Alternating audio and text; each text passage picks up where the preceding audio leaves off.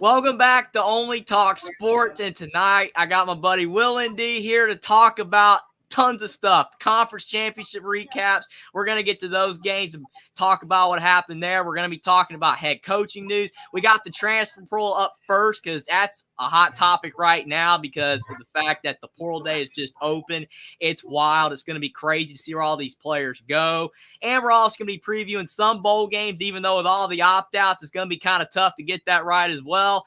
But we got a loaded show on deck for you guys tonight. What are your first thoughts before we get into it, Will?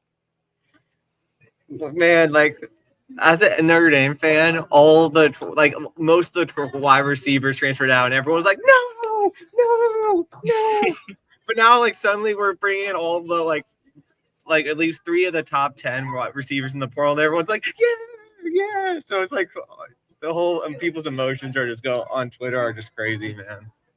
It's crazy how quickly people's emotions change anyway these days when it comes to college sports. Because, it's like a couple days ago, everybody's melting down. Oh, this has happened. Oh, no. And then, we're in the news for this guy. It's like it all just shifts so quickly. People's mindset shift.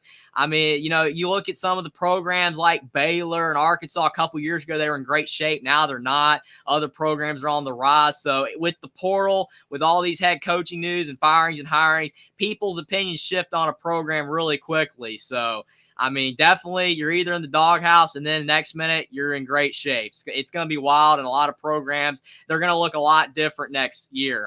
So many teams. It's not even just a few like Deion Sanders anymore with Colorado last year where he brought in all those transfers. It's almost like every single program you're at least bringing in, unless you're Clemson, you're at least bringing in 10 to 20 portal guys a year, it seems at this point. So it's going to get crazier and crazier every year, it seems. But can I tell you one funny thing I saw on Twitter?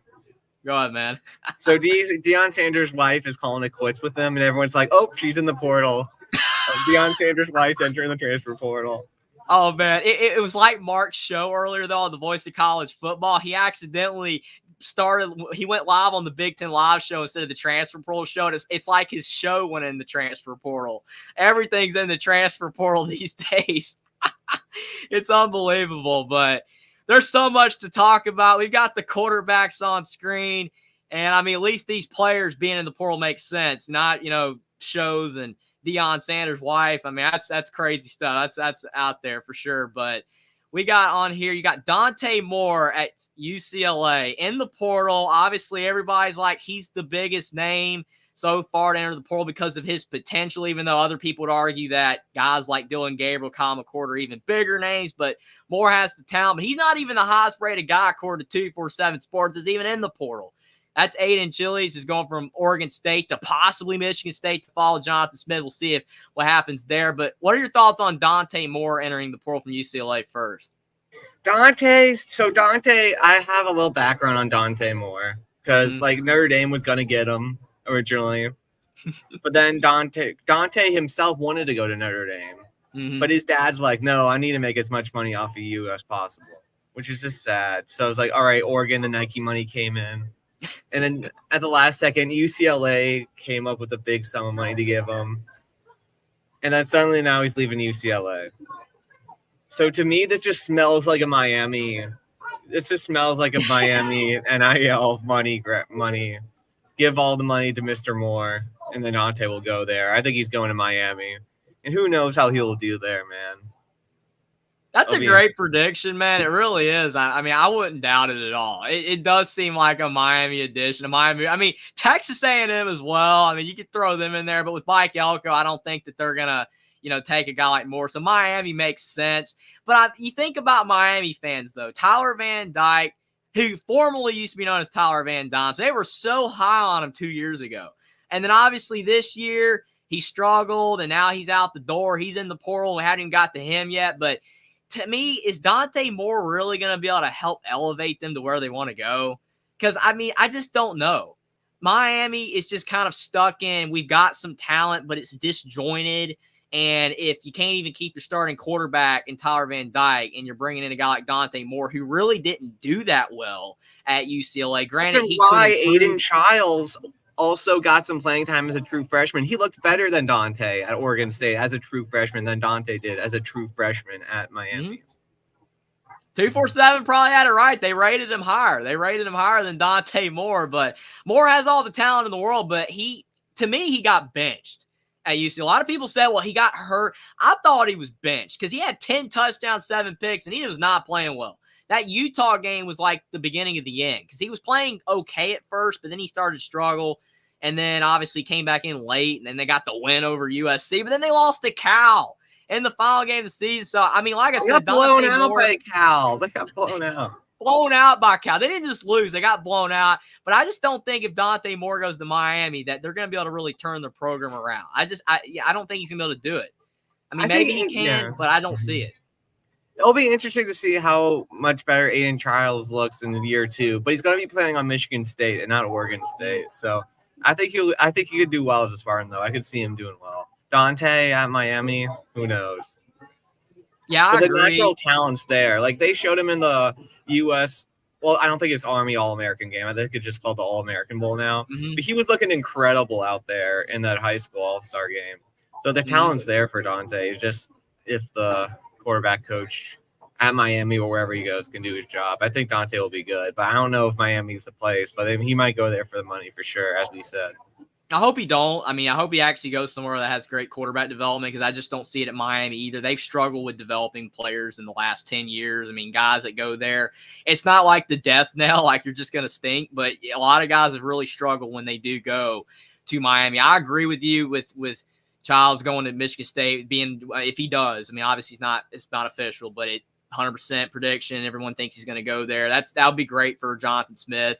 And he has a lot of talent. Like you said, his look better than Dante Moore. Cam Ward, I've seen a lot of people sour on him recently, which is kind of ironic because obviously he was really doing great at the beginning of the season. Washington State was in the top 15 in the rankings, and then they tanked. But I don't think it was all him. Did he have a couple bad games? Yes, but there were a few games that they lost. The defense let him down a bit. So I think he's still really talented. And I'm here in Ohio State. On Twitter, people are thinking Cam Ward's going to be the starting quarterback for the Buckeyes in 2024. Is Cam Ward, how much of an upgrade in your opinion is Cam Ward over Kyle McCord, or is he at all in your mind? I think he's athletic as crap, man. Like if he has the receivers that he has, I actually think he's going to be really good at Ohio State if he goes there. I'm actually buying the hype a bit.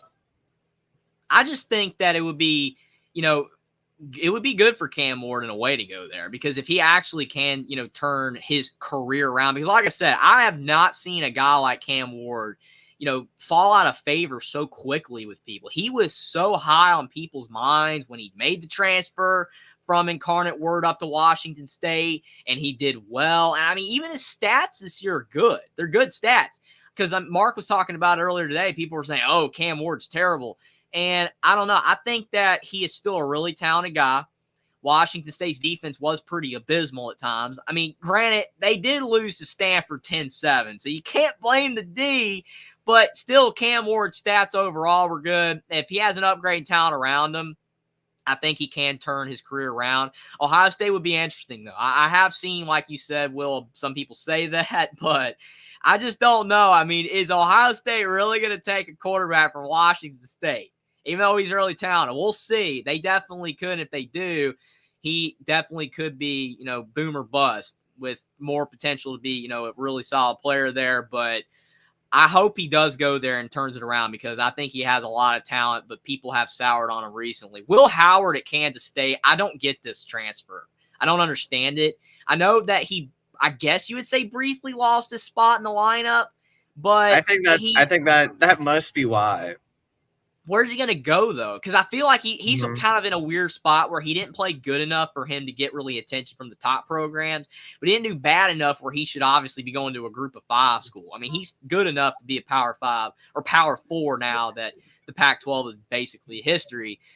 He should be in, a top a better program, better league. What do you think about this transfer? And have you heard any smoke on where he's going to go, possibly? I haven't. I could do a quick search, but I've seen Nebraska tossed around a bit.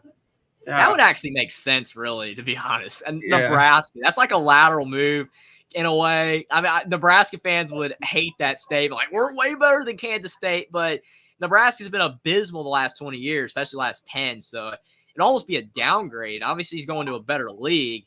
Nebraska probably has more NIL for sure. So it would be a good move in that regard. But Nebraska needs a quarterback that is going to help them win games. And if they believe Will Howard's that guy, I think he can do it. I mean, he led, Kansas State to some good seasons, not great, but good years. So last 2 seasons. So, I mean, when he took over Adrian Martinez, he did do a good job the year before. And this past season, he was pretty good, but I just don't really know what place would fit for him.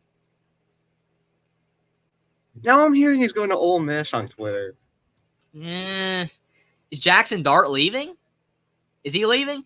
Because I don't know, but like I haven't seen him, him in the portal or him declare for the draft. That wouldn't make sense. So Lane Kiffin just tweeted that he landed in the Kansas Jet Center Airport. Like he tweeted that 3 hours ago. So he's at least going to try. Yeah. Like he tweeted it. Yeah. What in the world? I mean, yeah. I love how like we're tracking where coaches are going like now if we're going to get hired and now trying to get players. I mean, everybody's on the search. But does Ole Miss make sense though? I mean, in your opinion, Will, because again, Jackson Dart's still there, and I don't think he's leaving, right? I can look it up. Oh, we have Edward here, of course, with the ND Sucks mole. Appreciate you for being here, Edward. Appreciate you being here. Definitely not a fan of Notre Dame. Appreciate you being here as well, Jeff. And Steven as well, says McCord will end up at Rutgers, New Jersey now. That's what he thinks. We'll get to Kyle McCord. Steven also, Cam Moore will be a huge upgrade over Kyle Midcord. Go Tigers, which, a.k.a. Edward, says Dart said he is coming back. So if he's coming back, Will Howard to Ole Miss doesn't make sense because he's not going to start. There's no way Will Howard's going to start over. I mean, he did. Jackson That's Dart. the thing, though. Like he brought in Spencer Sanders and Will Howard. So does he like having the 2 quarterbacks there to compete? It's smart. It's smart for Lane Kiffin, but it's not smart for the QBs because Spencer Sanders didn't play this year, and it was his last year of college football, and he was at Oklahoma State starting, and he probably would have started over Bowman all year. So he just ruined any chance he had of being able to play in the NFL because he didn't play in his last season of college football. I mean, he probably got more NIL, I guess, as a backup, but to me, that just don't make sense. Just like Mike Wright leaving Vanderbilt for Mississippi State, that didn't make sense to me either because you're a backup to Will Rogers. And Will Howard, if he goes to Ole Miss, that doesn't make sense. I would not go there. Obviously, NIL, push Dart, that's great. But Will Howard is a starting level quarterback. He does not need to go to Ole Miss. I would go to Nebraska if I was him. Riley Leonard, obviously, you see that 100% to Notre Dame, Will's team. Riley Leonard, what are your thoughts, Will? Because it's your team. If he goes there, do you think Riley Leonard is an upgrade or a downgrade from Sam Hartman? This is why I think Riley Leonard's an upgrade on Sam Hartman. Sam was too used to the slow mesh. Like, you couldn't teach an old dog new tricks. He was still stuck on the slow mesh, and he stared receivers down. And that's what killed Notre Dame, especially against Louisville. Mm-hmm. Louisville I don't get the slow mesh offense anyway. I know that it works for Dave Clawson at Wake Forest, but I don't really get it because it doesn't really prepare you for the next level either. It doesn't prepare you for the NFL because they don't run that there. It's kind of like Virginia offense in college basketball. It doesn't prepare you for the NBA in any way. But, yeah, I would agree with you. And the other thing about Riley Leonard, too, is that he has, mobility. Is he a track star athlete? No, but he has mobility. He has the size to take some hits. The only thing I'm worried about, though, is him getting injured because he did get hurt at Duke. Would he get hurt again at Notre Dame? Now, that should not keep Notre Dame from wanting to add him because I think he would be a great addition with more talent around him, which Notre Dame definitely has, than Duke. I think he would have a lot of success. And again, I wouldn't say a done deal, but it's like the same smoke with Sam Hartman going to Notre Dame. It looks like this is going to happen, but that's the only thing I'm worried about for Notre Dame fans is him getting injured again. Yeah, I completely agree. That was pretty much what I was going to say. So. I'm sure most people are saying it as well on social media. So Riley Leonard looks like going to Notre Dame. That'd be a good addition for the Fighting Irish. Now, next, you've got a lot of Kentucky fans, including the real MVP, excited about the possibility of adding Brock Vandegrift from Georgia. And it's the prediction right now is 100% to Kentucky. So, again, not a done deal, but it's looking highly probable that he will go. Very talented guy, 4-star recruit out of high school. What are your thoughts on him? Because obviously he basically didn't play any this year for Georgia. I mean, what I've heard from Brock Vandegrift as he was in the recruiting news was that he was very raw. So when he first got to Georgia, and I just don't know how much he got developed in 1 year. So like if he gets developed well, I think he can do well. But that's just what I was hearing about him. Obviously, we haven't really seen him play, so we can't offer. We don't know if he's going to be immediately better than Devin Leary or Will Levis because we just haven't seen him play yet. Yeah, I think the interesting thing for a guy like, Brock Vandegrift going to Kentucky, if that happens, is the last 2 quarterbacks that have gone to Kentucky have struggled there. Obviously, Will Levis, because of his intangibles, and you talk about the fact that he had the size and the mobility, he got drafted fairly high. But he struggled at Kentucky, and he was sacked a lot. And then Leary, he had a massive downgrade, from his time when he was in NC State. So is Kentucky really, a great place for a quarterback like him to try to develop? I think it could work, and it's probably would be a good move for him because of the fact that he would start. But it's like Edwards said, and Kentucky's O-line has been bad. It's not very good, and that's why I was really shocked Ray Davis ran so well this year for the Kentucky Wildcats because their O-line's not the best. I think it's gotten a bit better, but I don't really know how much. Edwards says Brock's been at Georgia for 2 years now. I didn't know whether he was still a freshman or going to be a sophomore, but I don't know. I think that's going to be an interesting move there if it happens. Again, obviously Kentucky fans are excited about the possibility of him going there because he's a really talented guy. And stars aren't everything, but, I mean, usually if you're highly rated for a reason. So we'll see if that happens for sure. You have any thoughts on the Toledo quarterback, Daquan Finn? I haven't very athletic guy from what I've seen. Like when I've seen Toledo highlights, I've just seen him making plays. Yeah, it's kind of interesting. I mean, obviously pretty talented guy. You see his, ranking when he was in high school, but it's just kind of shocking that he is leaving Toledo in a way because of the fact that, it's a safe situation for him in the MAC. He's going to start. I mean, if he doesn't go to the right program, because presumably he's going to be going to a Power 4 program. If he doesn't go to the right one, I mean, he could be in a battle for the job. It's not really guaranteed that he's going to be, the starting quarterback. So we'll see. It's going to be interesting there for sure. I'm hearing him again. Might go to him and Cam Ward are the 2 main Ohio State candidates. Yeah, that's interesting right there. Ohio State's in the reporting news for everybody. I'm seeing that Ohio State's targeting Riley Leonard, even though Notre Dame has, the prediction. So it does seem like Ohio State's going for everybody. They're feeling them all. I do have to say this. My guy, Tyler Buckner, is going back to Notre Dame to play lacrosse. He's not going back to Notre Dame to play football. But, hey, Notre Dame, defending national champions for lacrosse. So maybe Tyler can win a title at Notre Dame, but in lacrosse and not football. To me, with this situation, I said this earlier to somebody, in my opinion, with the Tyler Buckner situation, it's like Kyler Murray. He's deciding between baseball and football. Obviously, football, you make more money than you do in baseball, and especially at the quarterback position. And Kyler Murray is good enough to play the sport, even though he's small and undersized and there's a lot of flaws to his game. But he's still making it in the league right now. How much longer he will, who knows? But it seems to me like you talk about, Tyler Buckner. He's good at lacrosse, really good at lacrosse, and that's what he was known for more in high school in a way. But he chose, to try out football because, again, it's the more successful sport.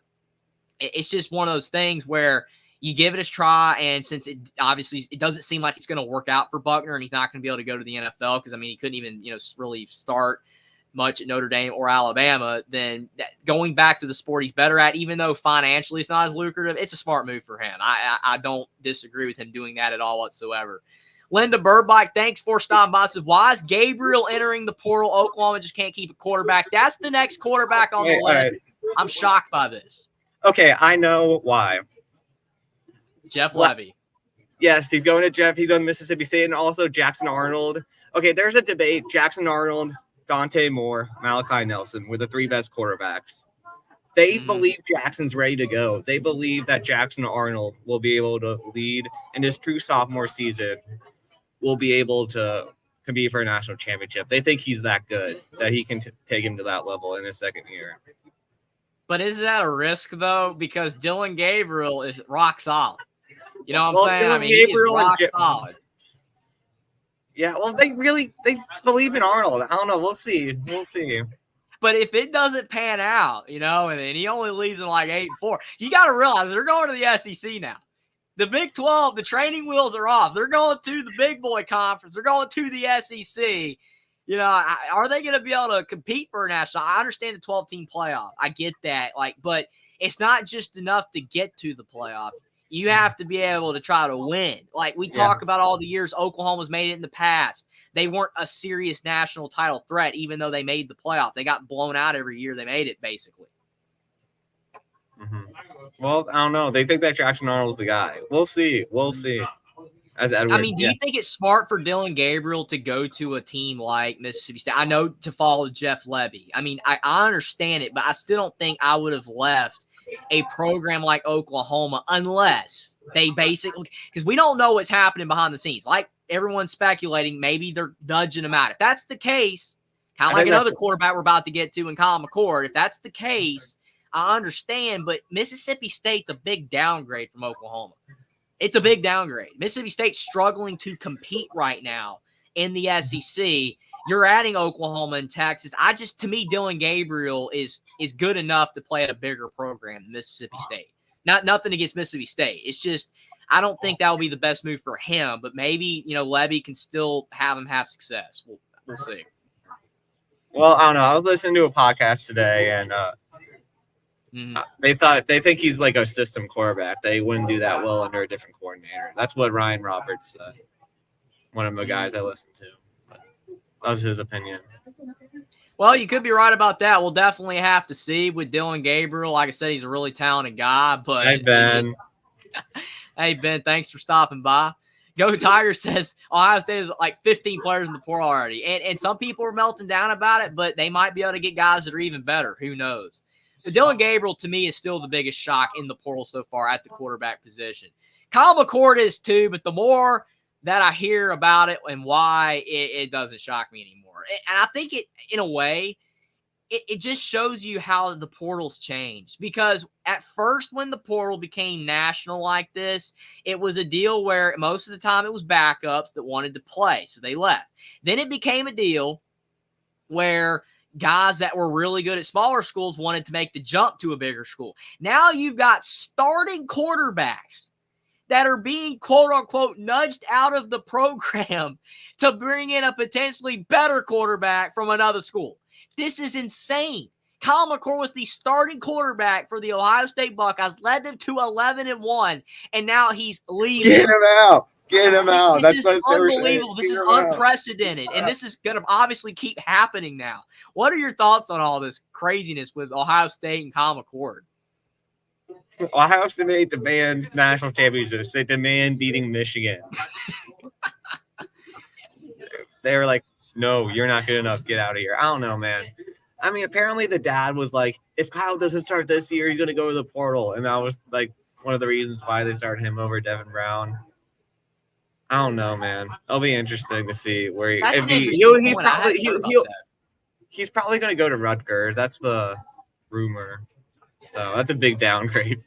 It's a big down. I'm talking about Dylan Gabriel having to downgrade to Mississippi State. That's even worse. Rutgers, I mean, again, no offense to Rutgers fans. If there's any here, no offense. But Rutgers is way down compared to Ohio State.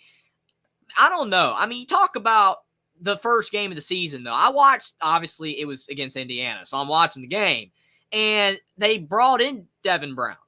And he looked worse than McCord. Now, granted, he didn't get as much time or a chance as McCord did, but McCord looked better than Devin Brown, especially throwing the football. And it looks to me anyway, and to you and everybody, that Ohio State is not settling on Devin Brown. They're going after someone else in the portal right now. So I mean, it is what it is. I just think, I mean, to Steven's point, he didn't lead us to every one in spite of McCord. But I get that. That's hilarious. Midcourt is your hilarious nickname. I get that, but he still led him to 11-1. I mean, what if C.J. Stroud legitimately came back for another year? I know he wasn't because he was the second pick of the draft, but just say he was coming back for another year of college football. Ohio State wants him out because he didn't beat Michigan. I mean, really? Or Georgia? I just, to me, I don't know, man. That's just crazy. Well, I think CJ's a little better than Kyle, but he is better, way better. Look what he's doing in the pros. I get that. But this is, to me, the first time in my life that I've ever seen a program want a guy gone who went 11-1. History, like he's no good. He didn't do anything for us, even though they won 11 games. And now he might be sentenced to Rutgers. He might be downgraded to the Scarlet Knights. Great for them, but how many games can Kyle McCord win at Rutgers, you think, in the new Big Ten if he goes there? 7 max.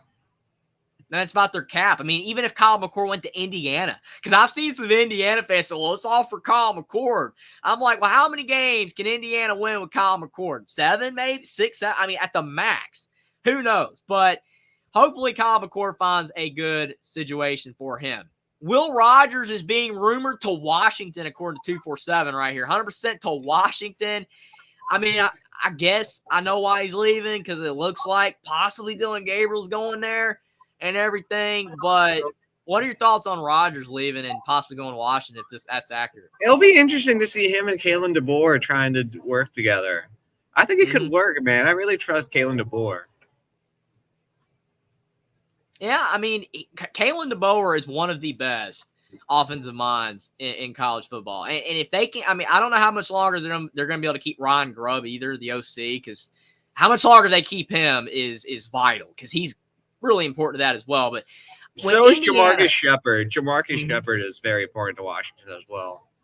For sure. They got a great staff. But when I saw Kalen DeBoer at Indiana as the offensive coordinator, he made that offense. Like, that's why Indiana – with Penix, was able to win in the Big Ten. And obviously they won 8 games and they won 6 in the shortened season in 2020. But it's going to be interesting to see him with another quarterback if Rodgers goes there. But they're similar even though they're different, because Rodgers is all about air raid.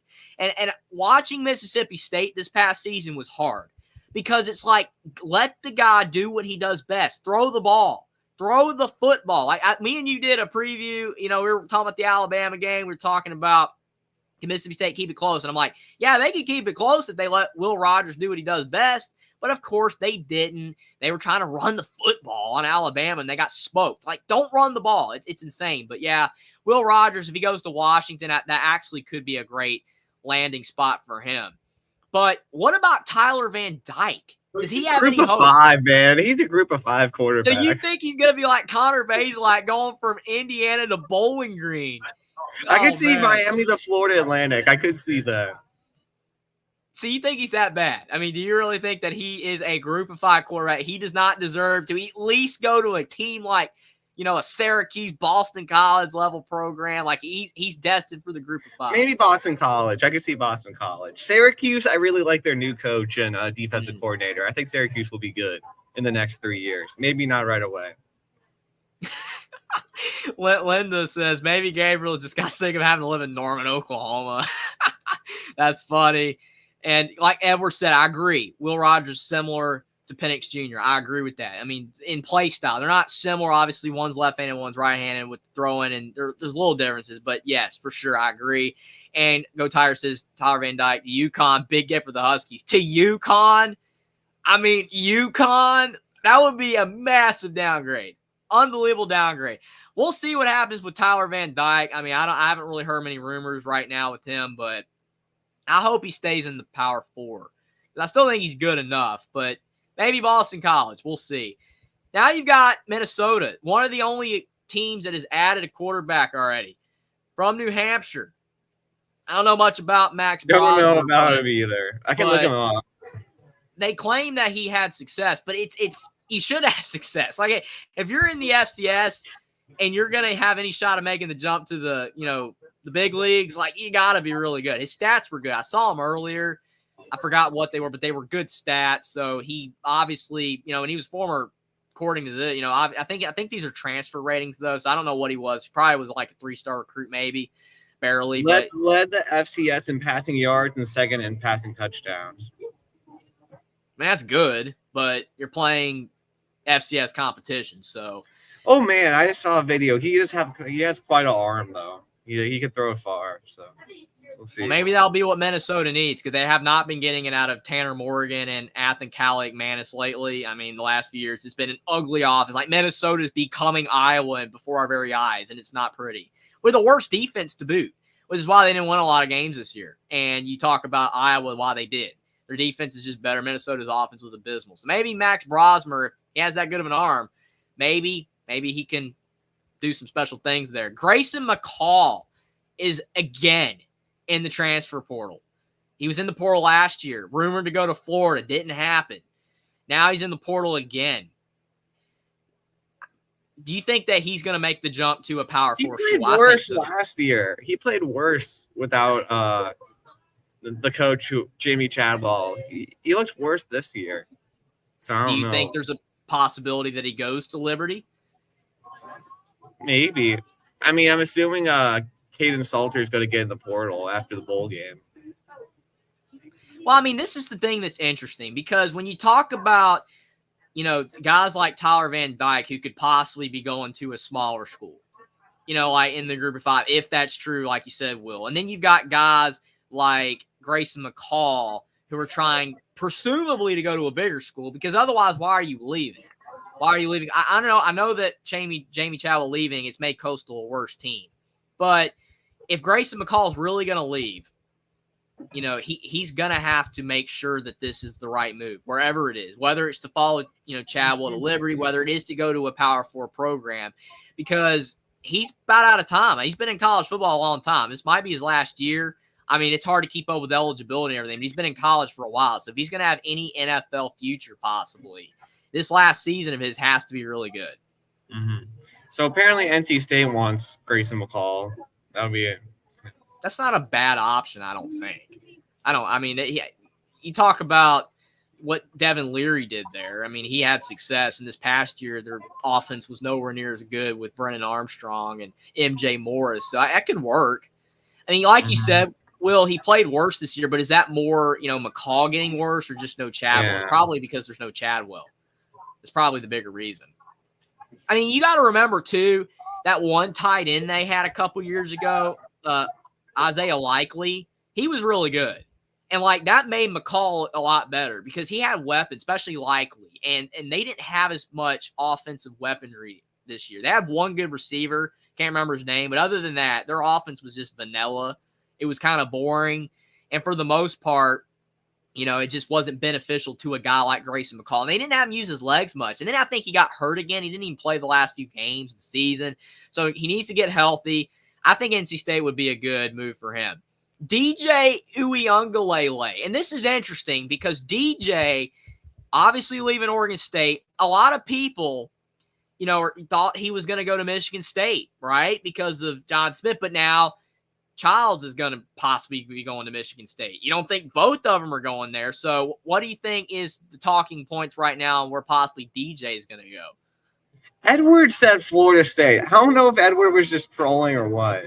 I didn't say anything because I wasn't sure either. I'm like, does he actually have the scoop? Is he really going to go to Florida State? But I don't know. That doesn't make sense. That does it? I don't really see that. But you never know. He could. I mean, it's hard with the portal because this stuff changes quickly. Edwards says it came out that Florida State and Oregon want him.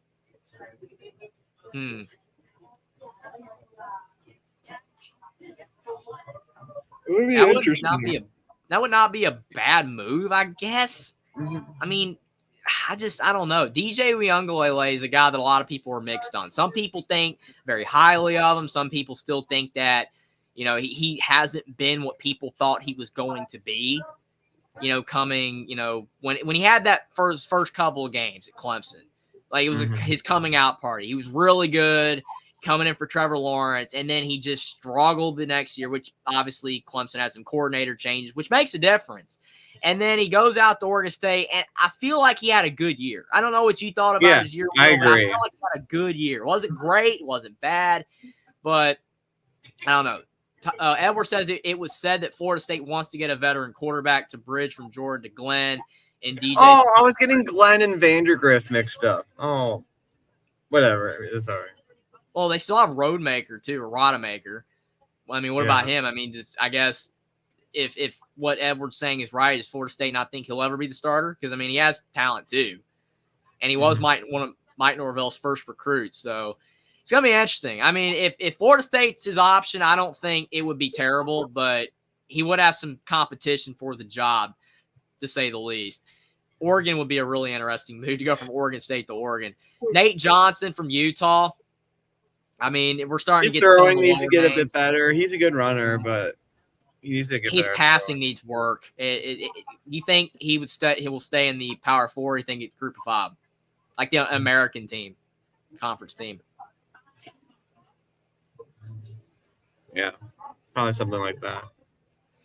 See if there's any more. Jordan McLeod, I don't know if he's going to go to Indiana because Kurt Signetti, the James Madison coach, left to go to Indiana. But Jordan McLeod's in the portal, so he could follow and go to Indiana. I don't know if you think that's a possibility or not, because he did have a great year at James Madison. I am worried about, Indiana getting a guy from the Group of 5 level. Can he, make the jump to the Big Ten and have success? Like, you kind of want to get a more proven guy at Indiana at the Power 4 level, Power 5 level. But I think Jordan McLeod wouldn't be a bad option. And there's a shot he does follow his coach.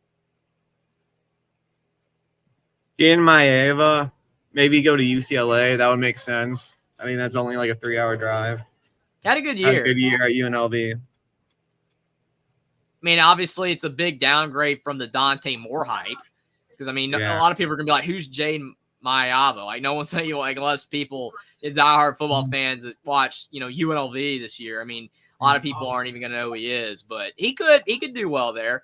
I think that Jordan McLeod, though, could go to Indiana for real, though, and have some success. Because you think about the fact that Indiana's bringing, the whole staff over, too.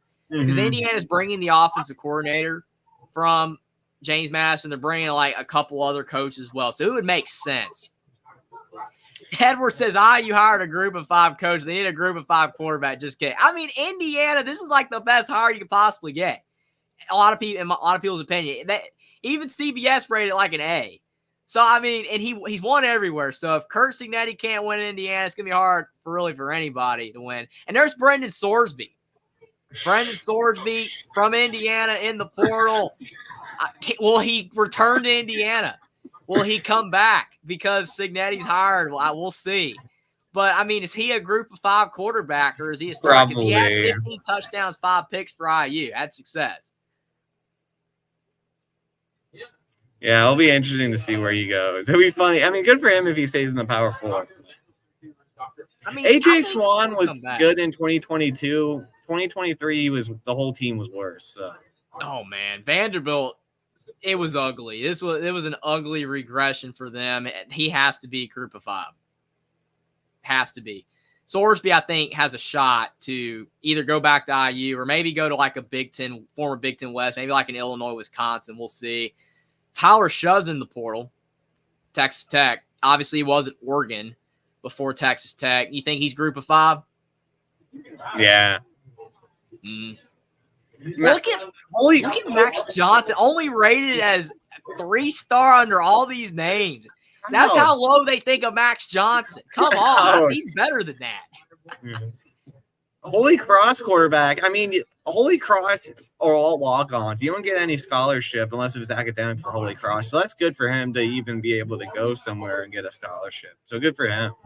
Yeah, it'll probably be a Group of 5. If he's getting that, that much attention. I mean, they got a good game against Boston College, so obviously he was a big reason for that. Do you think Max Johnson's a good addition for Carolina? Because I think it is. I thought it was good when it came out, but apparently 24/7 doesn't think so. I mean, he's been injured some. And A&M, people talk about how poorly run A&M was. I mean, how's that Max Johnson's fault? I've seen people say he's going to get his 3rd coach fired. Because, obviously Edo and then Jimbo. But, I mean, think about it. Texas A&M didn't even start Max Johnson. They started Connor Wegman, and then he got hurt. So it's like Jimbo didn't even plan on starting Max Johnson. They had to start him because their starting quarterback got injured. So, I mean, Carolina, if they get a good defense, I think Max Johnson can win 8-9 games at Carolina. I mean, could they have gotten someone like a bigger name? Yeah, you could say that. But obviously, Mac Brown thought fairly highly of him, or they wouldn't have got him already. So I think it's at least, even if he's not the quarterback, maybe they get someone else. Maybe there's more competition for the job. We'll see. But I think if he starts, I think he could be good. There's a couple more Power 5 names. The Michigan State quarterback, he played some this year. He didn't have this is the second Michigan State quarterback we've seen in the portal. Yeah, he didn't have a good year at all. So it has to be group of 5. I wouldn't even know where. Like maybe Central Michigan, Western Michigan, something like that. I felt bad for MJ Morris, man. They showed him he was being interviewed, and he was like getting like emotional about it when the NC State coaches said like, "Yeah, we don't want you anymore." Edward said it right here. MJ Morris did an interview saying he wanted to stay with the coach. He wanted to get a better quarterback in the portal. I mean, this is where we're at now, though. I mean, before the players were making the choices, right? But see, now that we're in the NIL era and you're not playing good enough and these programs want someone better, out the door. We don't want you anymore. I mean, this is how it shifted, though.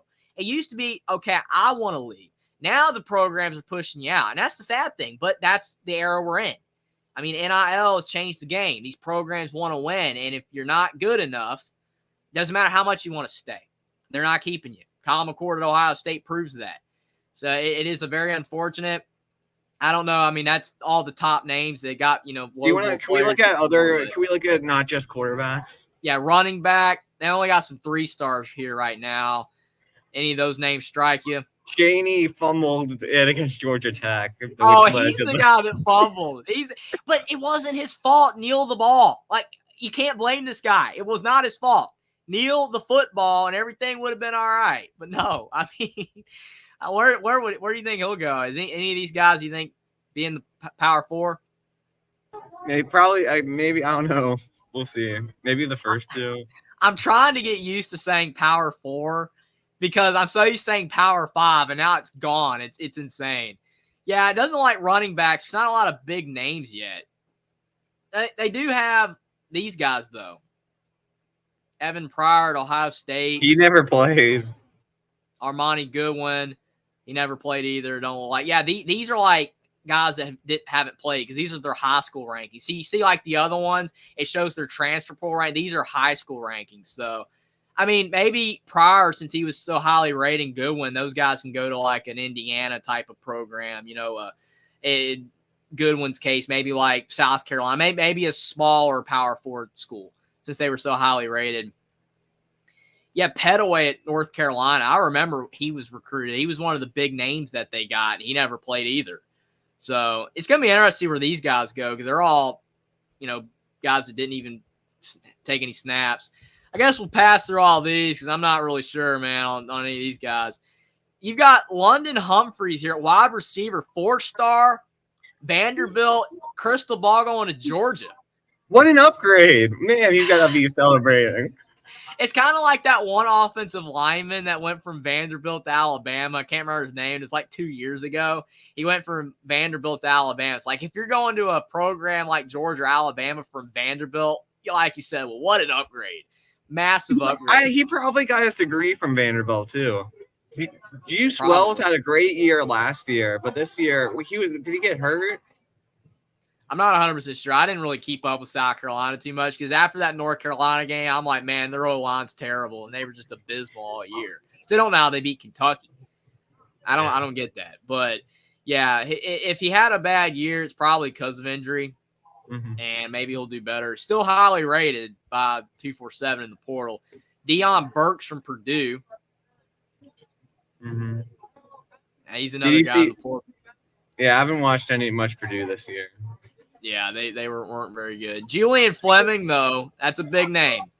From Ohio State, former 5-star recruit in high school, played behind a lot of guys. Do you think that he's still a really good player? If he can stay healthy. Mm-hmm. Health key. But I just wish he was a more physical wide receiver because he's a big guy, but he doesn't really use his strength. Yeah, he's not Deebo Samuel by no means. You got to be – if you're that big, to your point, I agree. It's kind of like Donovan McCulley for Indiana. He's a wide receiver that's on this list, and we'll get to him.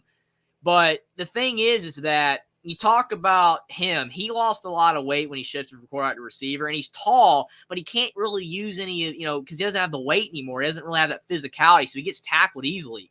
Fleming, to your point, is a bigger guy, and if you're bigger, you got to be able to use that. You can't. I mean, if you're smaller, then you're good. But Apocalypse Saul, thanks for being here. Says Fleming is an excellent blocker, so he's getting him some credit in that regard. So is Tobias Merriweather.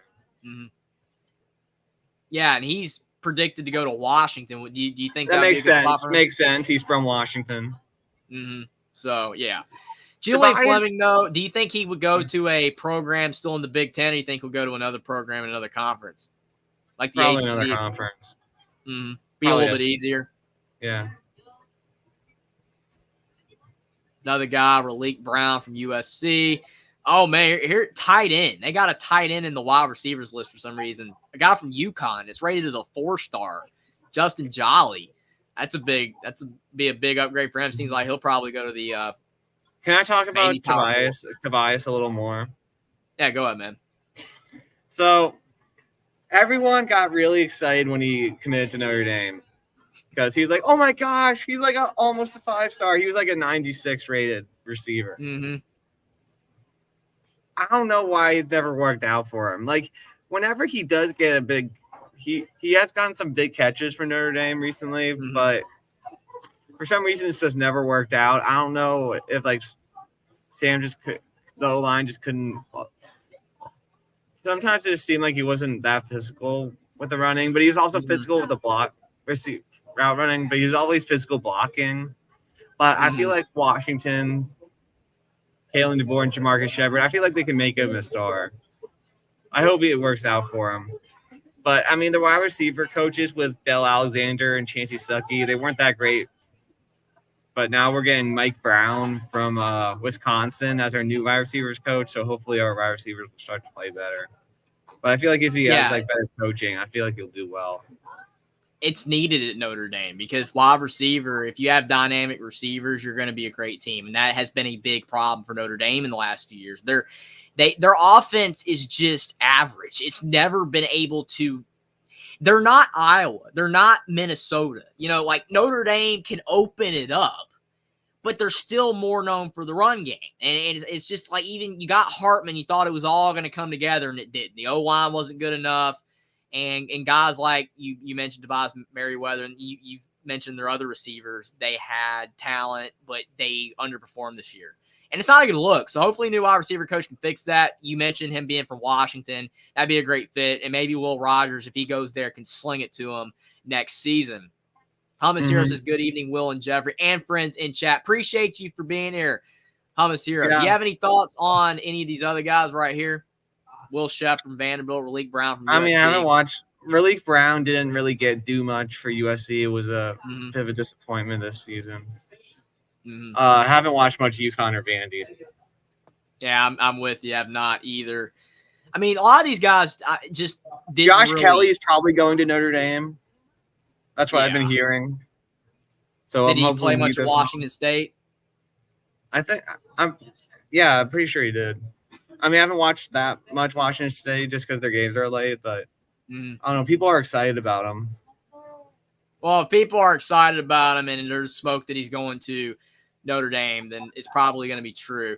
Hummus Hero says, did you guys already talk about Kyle McCord? Yes, we did. Hummus Hero earlier in the quarterback section around the wide receivers. We're almost at an hour in. We're still talking about the portal. There's more guys left. But, yes, Kyle McCord, Hummus Hero. I mean, again, like me and Will both said, we come to a point now in college football where if you're not good enough, programs don't want you anymore and they want to replace you.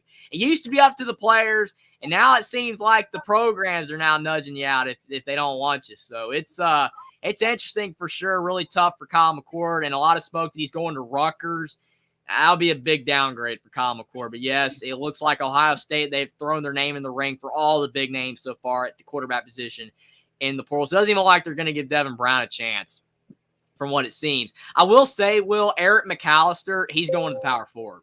He's good at Boise State. I don't know why he's not rated a 4-star in the portal rankings. I get it. He's a smaller program at Boise State, but Genty and McAllister are like, they've been their offense this year. And Boise State doesn't even have the best passing attack in the world. Taylor Green was turnover prone this year, but McAllister still had a good season. So I don't know where he's going to go. I don't know if you have any intel on that, but I do believe that he's going to go to Chris Tyree, probably going to Chris Tyree's a Virginia guy. He's probably going to go to Virginia or Virginia Tech. That's what I'm thinking. Well, I think it's weird with Tyree that he was basically like a running back, more kind of receiver, and then he flipped to receiver. So, I mean that was because of lack of team speed at receiver. That was why.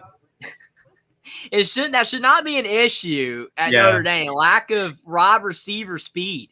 I mean, come on. But yeah, Tyree, it'll be interesting to see how he does if he goes back to his home state for sure. Where in Chris the Mitchell, world? Wait, go back up.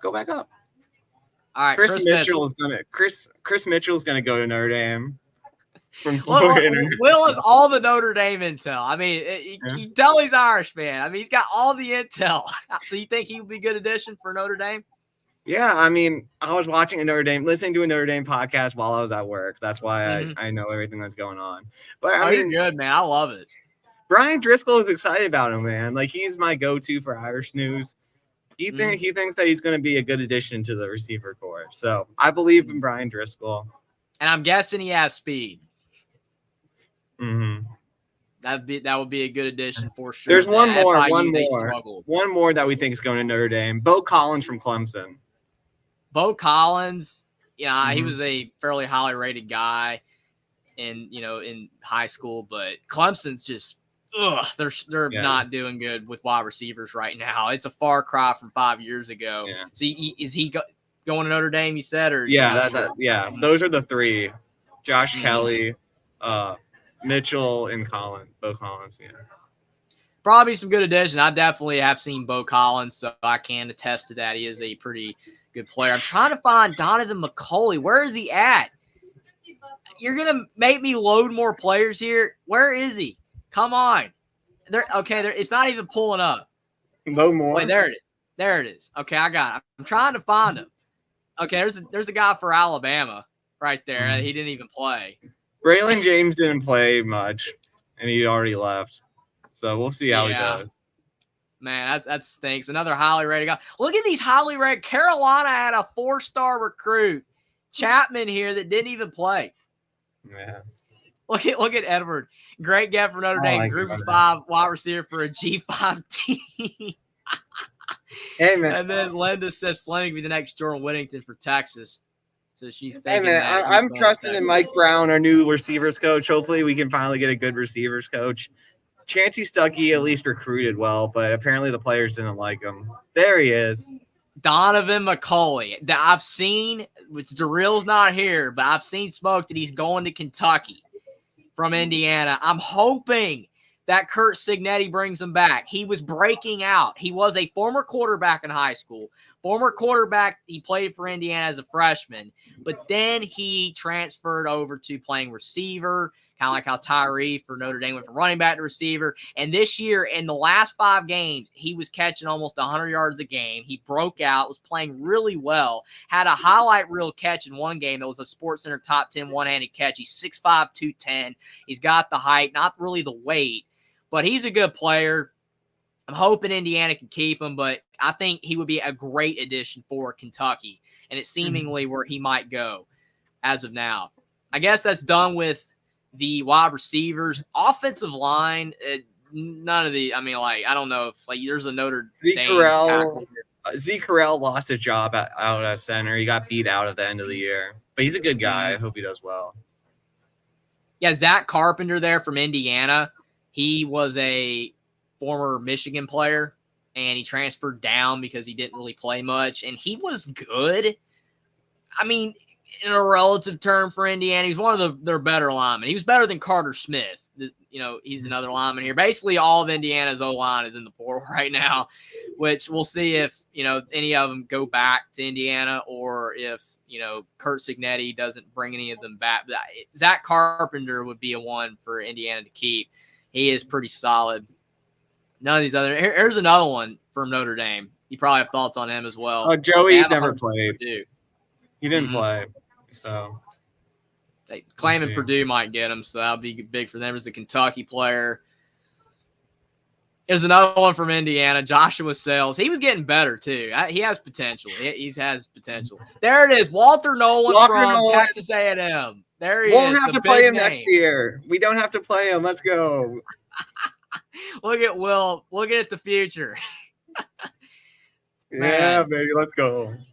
Any thoughts on Walter Nolan? Don't play Notre Dame. He's good. Mm-hmm. It'll be interesting to see where he got a lot of NIL money from A&M, so I don't feel too bad for him. Oh yeah, I mean these guys. I mean it's like when Quinn Ewers was at Ohio State, and he didn't play, but he made a lot of money, and then he went, and then he obviously went to Texas and he became the quarterback. But where do you think Nolan's gonna go? I think he just hopped in today, so I'm not really sure. There's no smoke yet on him. I think it's too early to tell. Oh, man. Hummus Hero saying Carter Smith, the guy from Indiana, is from Columbus. People are saying he's good enough to play for Ohio State. He played well against the Buckeyes in the opener. Oh, no. Well, now, come on, Signetti, bring him back. I thought Zach Carpenter was better, but maybe he was good as well. He graded all right in, the Pro Football Focus. But, yeah.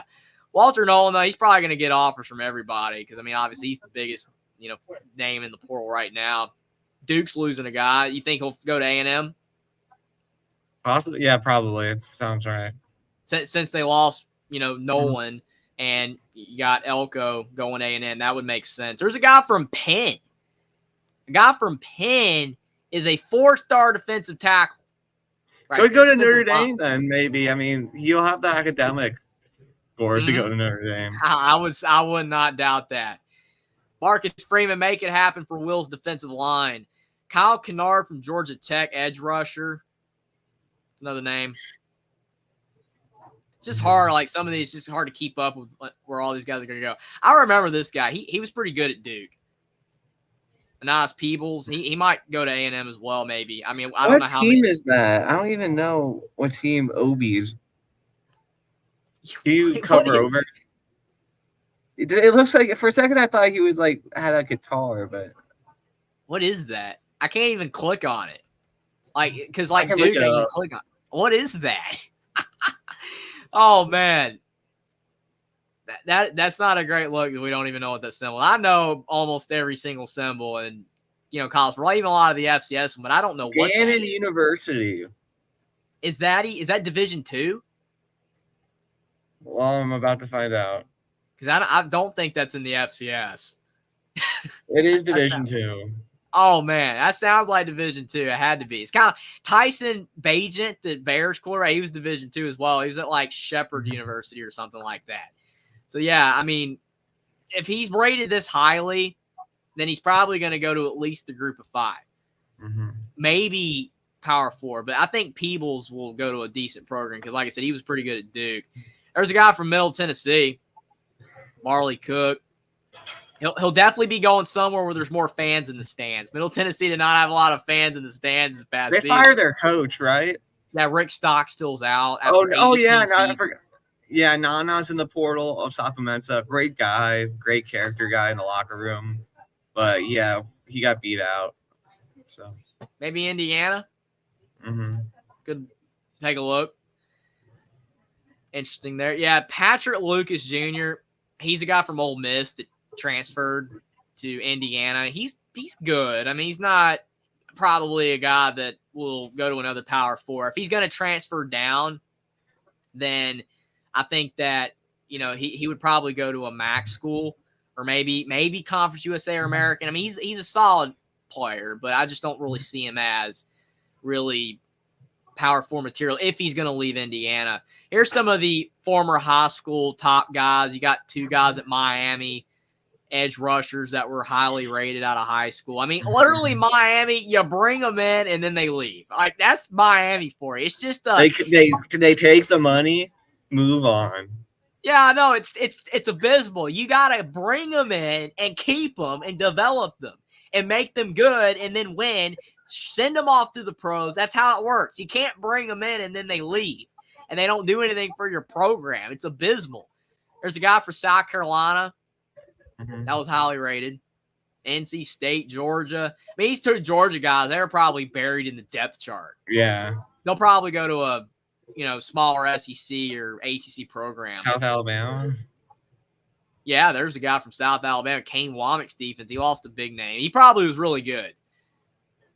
I mean, he does say high school 4-star, but so he didn't probably play. But I mean, sometimes they haven't updated for what they were in college. Linda says Nolan to Texas, maybe. Oh, I mean, that would hurt. It would. I mean, it would probably make sense. I mean, he's staying in the state. Yeah. So. Arch rival, though. Oof. Edwards says both those guys from Miami were there for 3 or 4 years. Oh, okay. Well, see, when I'm seeing high school, I'm just assuming that they're like freshmen or sophomores. I didn't know they were there that long. I mean, I do look at recruiting rankings, but it's hard to keep up with everything. Edwards, the recruiting expert. I mean, he keeps up with all of it. But yeah, a lot of these guys are, they have talent, but they just got to find a program where they're going to play. Linebacker, you got a guy from Arkansas, Chris Paul Jr. I remember him. Ole Miss. Is that hurts. Such an SEC West rival. Yeah, even though the SEC West is gone, so it's just all SEC now, but still, that shows you Arkansas is in bad shape. I mean, they're losing everything right now. I mean, they can't, like KJ Jefferson. KJ Jefferson, he's in the portal too, right? He was another name that we didn't get to the quarterbacks. Is he in the portal? I don't know if he ever entered. I think he's going to enter. I just don't think he entered in yet. Okay, I've looked. He has not entered the portal. It's being reported that he plans. Okay. And I see it says Auburn. Will Auburn reach out? So, yeah, okay. So, he is not yet. All right. Because I was about to say, because Mark was talking about it earlier. He was saying KJ Jefferson, but I'm like, he wasn't on the list. Yeah, he hasn't entered the portal yet. But I would believe, too, because Arkansas is not in good shape. Maybe Bobby Petrino can make it interesting, but Edwards says Nolan's from Tennessee, also watched the Vol. So Texas, Tennessee. I mean, I wouldn't doubt him going to any of those programs. Hummus Hero says, didn't know CP4 had a son playing for the Hogs. Laughing out loud. Chris Paul Jr. That's a good one. That's a good one. Edwards says, I know the Shamecocks want KJ Jefferson, South Carolina. Yeah, they need help on their O-line if KJ Jefferson's going to work out there. That's another small program. UC Davis, that's it. It's their logo. A linebacker that's a 4-star. Interesting. I'm sure USC wants him. Probably. That would make sense. I remember Sam Brumfield at Middle Tennessee. He actually had a good year. I watched him a couple times on Tuesday nights, and he was always getting in the backfield. So he could go to a bigger program. Don't know if he will or not, but here's a guy from Ohio State, Reed Carrico, linebacker. I mean, he was a highly rated guy. I mean, so many highly rated guys just leaving programs and getting out of there. Colorado, Marvin Ham as well, 4-star. A lot of names. Jared Casey from Indiana in the portal. He was from Kentucky. He had a pretty good year. He wasn't as good as Aaron Casey was. Aaron Casey was better than Jared Casey, but Jared Casey was solid. But he's probably going to go to the group of 5. I would think. Defensive backs, got a guy from Clemson. What are your thoughts on him, Edward? Because I know you'll probably chime in on Toriano Pride, cornerback from the Clemson Tigers. Did you see him winning this year, Will? I mean, he probably clamped down on the Notre Dame receivers, man. I mean, that wasn't a good game. Speaking of Clemson, Will, just real quick, do you think Clemson's going to use the portal at all this year? Or do yeah, they'll use it. He's not. He finally thinks he's going to use it. He has to. Yeah. There's no way if Clemson's going to get back to the top that he can continue to not use the portal. It's impossible. Edward said, I love Pride, but the DB is strong from Clemson. The freshman balled out. Oh, okay. He got beat out. Okay. Interesting. Very, very interesting. Kind of like how E.J. Williams got beat out and he went to Indiana. He played okay this year for Indiana. Upton Stout from Western Kentucky. A lot of these guys, I mean, I know a few of them, but a lot of them, it's just hard to keep up with defensive players. A lot of names. Philip Dunham, he was good at Indiana. He's another guy Cignetti's going to want to bring back. He had multiple picks this year. One in the Ohio State game from McCord. He's a good player. So Indiana definitely will try to hopefully bring him back. Ramon Henderson got beat out by DJ Brown and Xavier Watts. Makes sense. Maybe Indiana, some other program will give them a look. Special teams, either some athletes. I don't think any of these names really strike off the page. There's a lot of 2-stars on the kickers and safeties. There is actually a kicker from Indiana in the portal. If I can find him in this long list here. Yeah, there he is. Chris Freeman. There he is. From Indiana. He's leaving. He was Indiana's starting kicker. Indiana's lost their starting kicker the last 2 years now. The starting kicker the year before, Charles Campbell, went to Tennessee, and now Chris Freeman's in the portal. Indiana can't even keep a kicker. So it's going to be interesting to see what they do there. Linda says Catalan hadn't heard. So where was that? Let me go back up. Where was he? Let me try to find him. There's just so many names. The portal is an absolute mess right now. It is a mess. There are so many names. There he is. Jalen Catalan, safety from Texas. There it is. So obviously Linda, she's upset about it because he is a 4-star guy, pretty talented. Go Tire says, Dad was trying to use the portal before. We offered Virginia State. I went to Michigan, and I went Florida with Napier. This year we have an offer to OT, 6-3-10. So, okay. So it looks like definitely Clemson used the portal. But do you have any more thoughts on the portal, Will? Because, I mean, right now it's too early to tell with a lot of these guys where they're going to go. Well, I'm sure you're going to do a lot of YouTube shorts when guys pick their team on the portal. And then we can talk about it, too, every week. Oh, yeah, for sure. We definitely keep tabs on it. I'll be making videos and shorts in the near future on all these moves. I already did one on Max Johnson going to Carolina, but no one else has moved yet. No one else has moved yet, but all these names, they're going to start happening soon, saying where they're going to go. But now you've got the coaches. The coaches are moving as well. It's not just the portal. You got the coaches. Mike Elko going to Texas A&M from Duke. You think that's a great hire? Well, I think it's a good hire, but I think they could have got a bigger name. Yeah, I still think they should have tried to get Urban Meyer, man. He just seemed like the best fit. Mm-hmm. It would have been a perfect fit. It would feel like a glove. I mean, Urban Meyer and A&M, it just screams perfect match. Absolutely. I thought it was going to happen in a way. At first, when there was a lot of smoke, the longer it was going, I'm like, nah, it's not going to happen. But I think that would have been a great, move. Obviously, I don't think grade it's a bad here gives move, it a B+. though.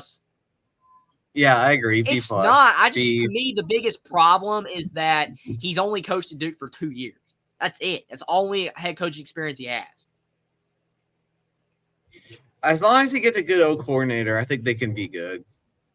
Mm. Yeah, I'm with you, though. I'll give it about a B. I'll probably go with a B. B+, maybe. If he had more coaching experience, then I would go, B+ or A-. But I just don't like the fact he's only coached 2 years. And, I mean, they got Jimbo Fisher after he won a title at Florida State. And now you're getting a guy that has only coached 2 years at Duke. It's just, to me, I don't know. Landon says Meyer wouldn't have meshed with the A&M culture. Well, to me, the culture, the way it is right now, it would have fit, though. Yeah, because the culture. Of the fact, look at Florida. When he was at Florida, I don't know. It just, to me, that would have worked. Edward says Elko's perfect. He'll change the culture, and he was defensive coordinator 4 years when A&M had a power defense. Yeah, well, I mentioned that because I did a video on it. The defense was still good year 1 under DJ Durkin, but year 2 under DJ Durkin, it got a lot worse. Mm-hmm. Because I mentioned that he was at A&M as the defense coordinator, so he has the ties there. I'm not saying it's bad in that respect either, because he has the ties. If he can clean up the culture, make it a cleaner, better program, then it's a great move. But can he win the games that A&M wants to win? That's the point. They've been going 8-4 every year, and with Kevin Sumlin and Jimbo, it hasn't been enough. So Mike Elko has pressure to go 10-2, 11-1. I just don't know if he can do it. We'll see. Jonathan Smith, fantastic hire. There's nothing else you can say. It is an absolutely fantastic hire. A+ grade here. I mean, I don't even know what else you can say. I mean, he's bringing Yeah. some guys, looks like, over from Oregon State. I think he's going to have them consistently winning games, even though the Big Ten's a lot harder now. I agree. I mean, that was the best they could get, and they got him. So, I mean, winning in the Big Ten is going to be a little harder than winning in the Pac with all the new additions. Mm-hmm. So we'll see. We'll see if he can get Michigan State to a consistent playoff team. Like, I was watching this one video, and they're like, okay, he has to get, like, Michigan State has to be a contender for the playoff every year. That's what I saw from a Michigan State fan. And I'm like, I don't know. The reason why I'm thinking this is a good hire is because Michigan State is a program where that's not expected. If they're expecting that, then you might be reaching a little high here. I mean, you got USC, UCLA, Oregon, and Washington now in your league, and you've got Ohio State, Penn State, Michigan. That's hard. That's a lot of good teams. You got to at least be 9-3 to be considered for the 12-team playoff. More than likely 10-2 to realistically make it. And I don't know how often Jonathan Smith can do that, but if Michigan State fans are just happy with him going, 8-4, 9-3, 7-5 most years, I think this is an elite hire. Big Ten's going to be hard. They got a lot of resources, so we'll see what he can do, but I think it's a great hire nonetheless. Jeff Lebby, they give a C. My biggest problem with this hire is he's never been a coach.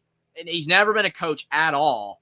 And Mississippi State, you would have felt that they would have tried to get a guy that has proven experience. I mean, the only reason I like the hire at all is because Mississippi State has had the most success when they had Dan Mullen and they had Mike Leach, two offensive-minded head coaches, and you're bringing in Jeff Lebby, who knows offense. If he can bring Dylan Gabriel along, like, that would be huge to show, hey, we got a big-name QB. We're going to make this offense great, even if we're, winning games 45-41. But the fact he doesn't have head coach experience in the SEC is going to be so hard. I don't know how this is going to turn out. Yeah, I mean, the offense also just stalled for Oklahoma some games. Like when Oklahoma, like especially against Kansas, like that offense just wasn't as good as it should be. I don't know. I think he might get I don't know if they can be a bowl team next year in the SEC. Mm-hmm. The problem is that you talk about Zach Arnett and how he got fired after 11 games. And I understand that clearly they didn't take his hire seriously. They just hired him. But to me, I don't know why they ever gave him the job, then. Why didn't they just make him interim and then that's it? But no, they gave him the job and they fire him after 11 games. How long is Jeff Lebby's leash? How many years are they going to give him before they say we're done if things aren't working out? That's the biggest problem as well. Like, if they're only going to give him a year or two, then it's hard for seeing him being able to make Mississippi State, good in that short of a span. We'll see. Edwards says if Jeff Lebby can get his offense rolling, they will be good. How good? I don't know, maybe like 8-4. There's just so much competition in the SEC. Hummus Hero says last time Sparty had a coach named Smith, it wasn't great.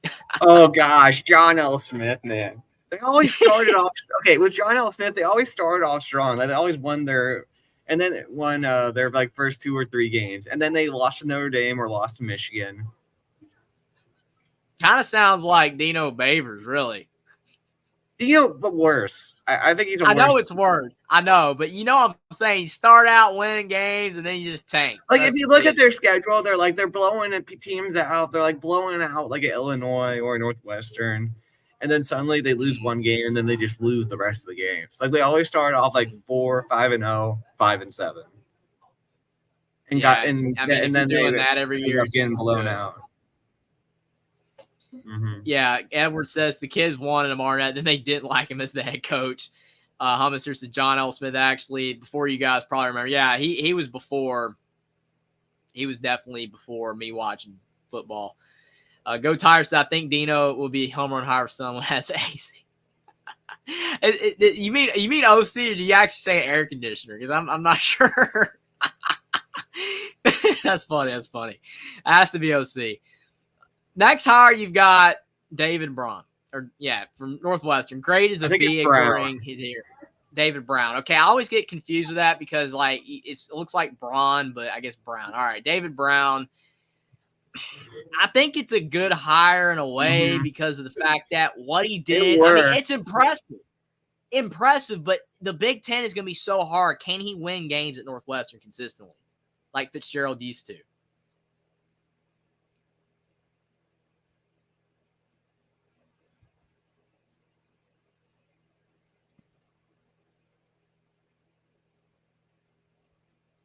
Will's on mute right now. If they can get Can't 7 hear wins every year, that'll be great.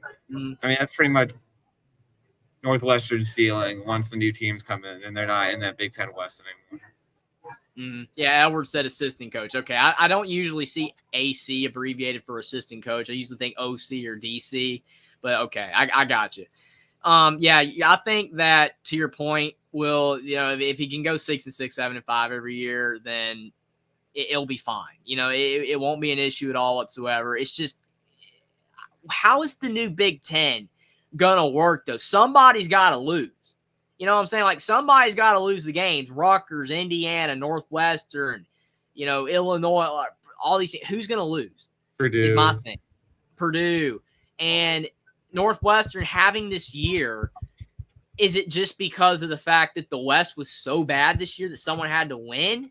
And now it could be the reverse effect, and he's not going to be able to win game. I mean, he could, but Northwestern is a tough place to win at. The academics, now all these teams that are going to be in the Big Ten that are tough, it's just going to be very hard to foresee him being able to succeed at Northwestern. I think he could, and I don't think it's a bad hire because of what he's done, but that's a tough job. What do you think about Fran Brown going to Syracuse? Think it's a good hire? I think it's a home run, man. I think they're going to be really – I don't know. I'm going to higher than B-. Like, if Fran Brown can recruit – like, I just heard he's, like, an awesome recruiter.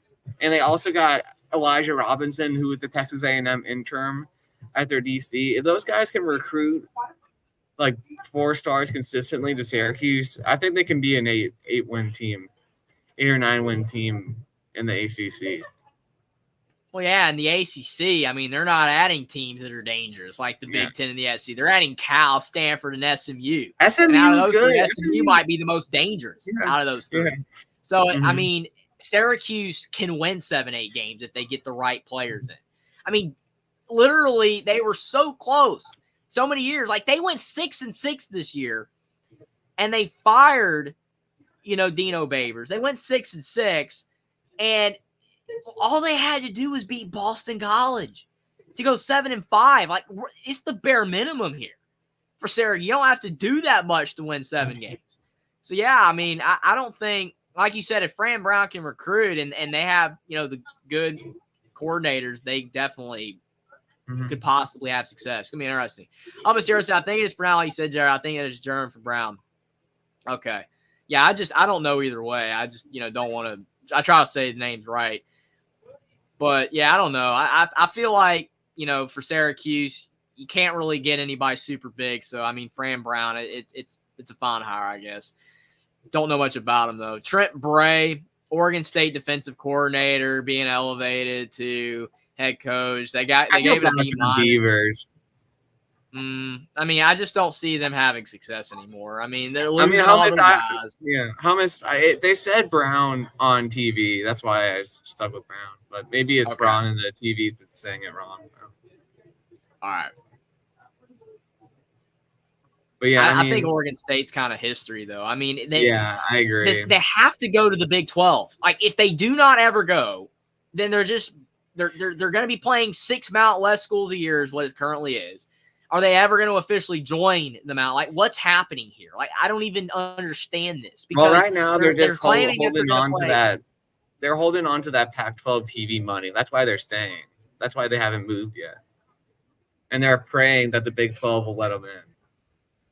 But the thing is that the Big 12 needed to add them now because, in my opinion, I don't know if you agree, Will, but the longer that they're not added, the further they're going to fall behind, the less viable to even be at. Like, right now is when they need to be added because Oregon State literally was a top 25 team this year. And I'm not saying that Jonathan Smith, and I'm not saying Jonathan Smith would have stayed if they went to the Big 12. Maybe he wouldn't have. Maybe he still would have left to go to Michigan State in the Big 10. But, like, when they were not announced to be going to the Big 12, it was it. He was not staying. He was going to leave. And Washington State's in the same boat. Like, these guys, these players do not want to stay on these teams. And they're not going to be able to get the same recruits that the Big 12, ACC, Big 10, and SEC schools are getting because they're in no man's land. They're in the Pac-2 with, like you said, the leftover money here. And the Mountain West, you're going to be playing 6 of those teams a year. And it's like, that's great and all, but the Mountain West, no one takes the Mountain West seriously. It's a group of 5. You know, I saw like Boise, no one really thinks of any of those programs as legit. Like San Diego State, Fresno State, I mean, they've had some years, but you know what I'm saying? It's like if Oregon State, Washington State do not go to the Big 12 in the next couple of years, they're never going to go. And they're going to fall behind, and I just don't think that they'll ever be good again. I mean, maybe they'll win games at the Mountain West if they go there. And yeah, they'll win 9-10 games in the Mountain West. But when I'm meaning that they're going to be good, they're not going to be able to compare with the Power 4. They're going to fall behind. Like I think Boise needs to be added now. Like these programs need to be added while they can, because if they do not get added, it just seems like the gap's going to continue to widen as these TV deals are going out there, and these programs that are in the Power 4 making more and more money than the group of 5 schools are. It's just going to make it where Boise State, Oregon State, Washington State, you're never going to get to be able to make the jump. We'll see what happens, but Trent Bray, he's got a tough job right now with everything going on with that situation.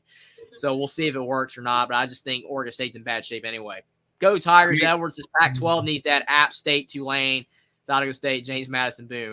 North Dakota State as well. I mean, right? You know, well, they're a little down this year, North Dakota State. Well, I mean, they've had the history, though. Yeah. I mean, that would make it the 6-pack. That would be better than they have now. But, I mean, do you really think James Madison and, I mean, those schools are really going to want to go to the Pac-2 to become the Pac-6 when it's not even stable? That's not a conference. 6 teams isn't a conference. I mean, you have to have at least 10, right? I mean, they could do 6 and then yeah, that would be kind of tough. It's messed up. It's just a messed up situation. To me, those schools like App State, they need to stay in a conference that's secure. Like the Pac-2, Pac-6, that's not security. That's just a shot in the dark. We'll see, but Oregon State, Washington State, they got to go to the Big 12 for their history. Curt Cignetti, Indiana, great hire, grade A. He's won everywhere he's been. Well, I mean, his record's unbelievable. 119-35. He won at Elon. He won at Indiana University of Pennsylvania, and he won at James Madison, helping them make the jump to the FBS. I think this is a good hire. Will he be able to win consistently and make bowl games? I don't know, but I think it's a good hire. I know Edward thinks it's terrible, but who was Indiana going to get? People were throwing around Jake Dickert from Washington State. People were throwing around Jason Candle from Toledo. I thought Jason Candle was getting the job. But I think Curt Cignetti might be even better than Candle, because the other thing with Cignetti is that he is 62 years old. So I know you're joking, Edward, but I mean, he's 62 years old, so he's not going to jump to another program. He's not one of those young coaches like 40 that's going to leave if he has any type of success like Elko to an A&M. He's not going to jump to another program. This is his last stop. So I think it's a good hire. I don't know what you think about it, Will. I agree. I mean, that's the best that Indiana could have got, just like Jonathan Smith's the best Michigan State could have got. 100%. And to me, when it's the best that you can do, it's the right move every single time. So hopefully for Indiana, they can compete in the new Big Ten. It's going to be hard, but if anybody can do it, it's Curt Cignetti, because, again, he has definitely proven that he can win. Not at the Power 4 level, but everywhere else. Sean Lewis, was he fired at Colorado, right? Was he actually fired? He wasn't fired, but he lost play calling duty, so he's basically because to me, he that's wasn't like being fired. He wasn't fired, but he's basically like, you're not going to call the plays. So it's basically fired, except they didn't have to pay him the buyout. Yeah, I mean, they got grade as an A- here. Yeah, Brady Pat Shermer, the old Giants coach, took charge of play calling. Mm-hmm. Yeah, Brady Hoke, struggled at the end of his tenure. He's retiring, but if they're giving it a grade A, I mean, I think it's fine. I mean, I don't know if you think it's a good hire or not, but I think it's fine. Oh, he was asked to leave. Never mind. I thought he was fired. I really did. Because I saw like he was pushed out somewhere. I thought I saw that. I'm like, why did they fire this guy? Like, Shadur Sanders was putting up good stats. The O-line being bad is not Sean Lewis's fault. Like, the O-line was abysmal. Shadur Sanders' stats were insane. But, yeah, I thought he was pushed out. I'm like, you got basically fired, pushed out, and then you get a head coaching job. How ironic.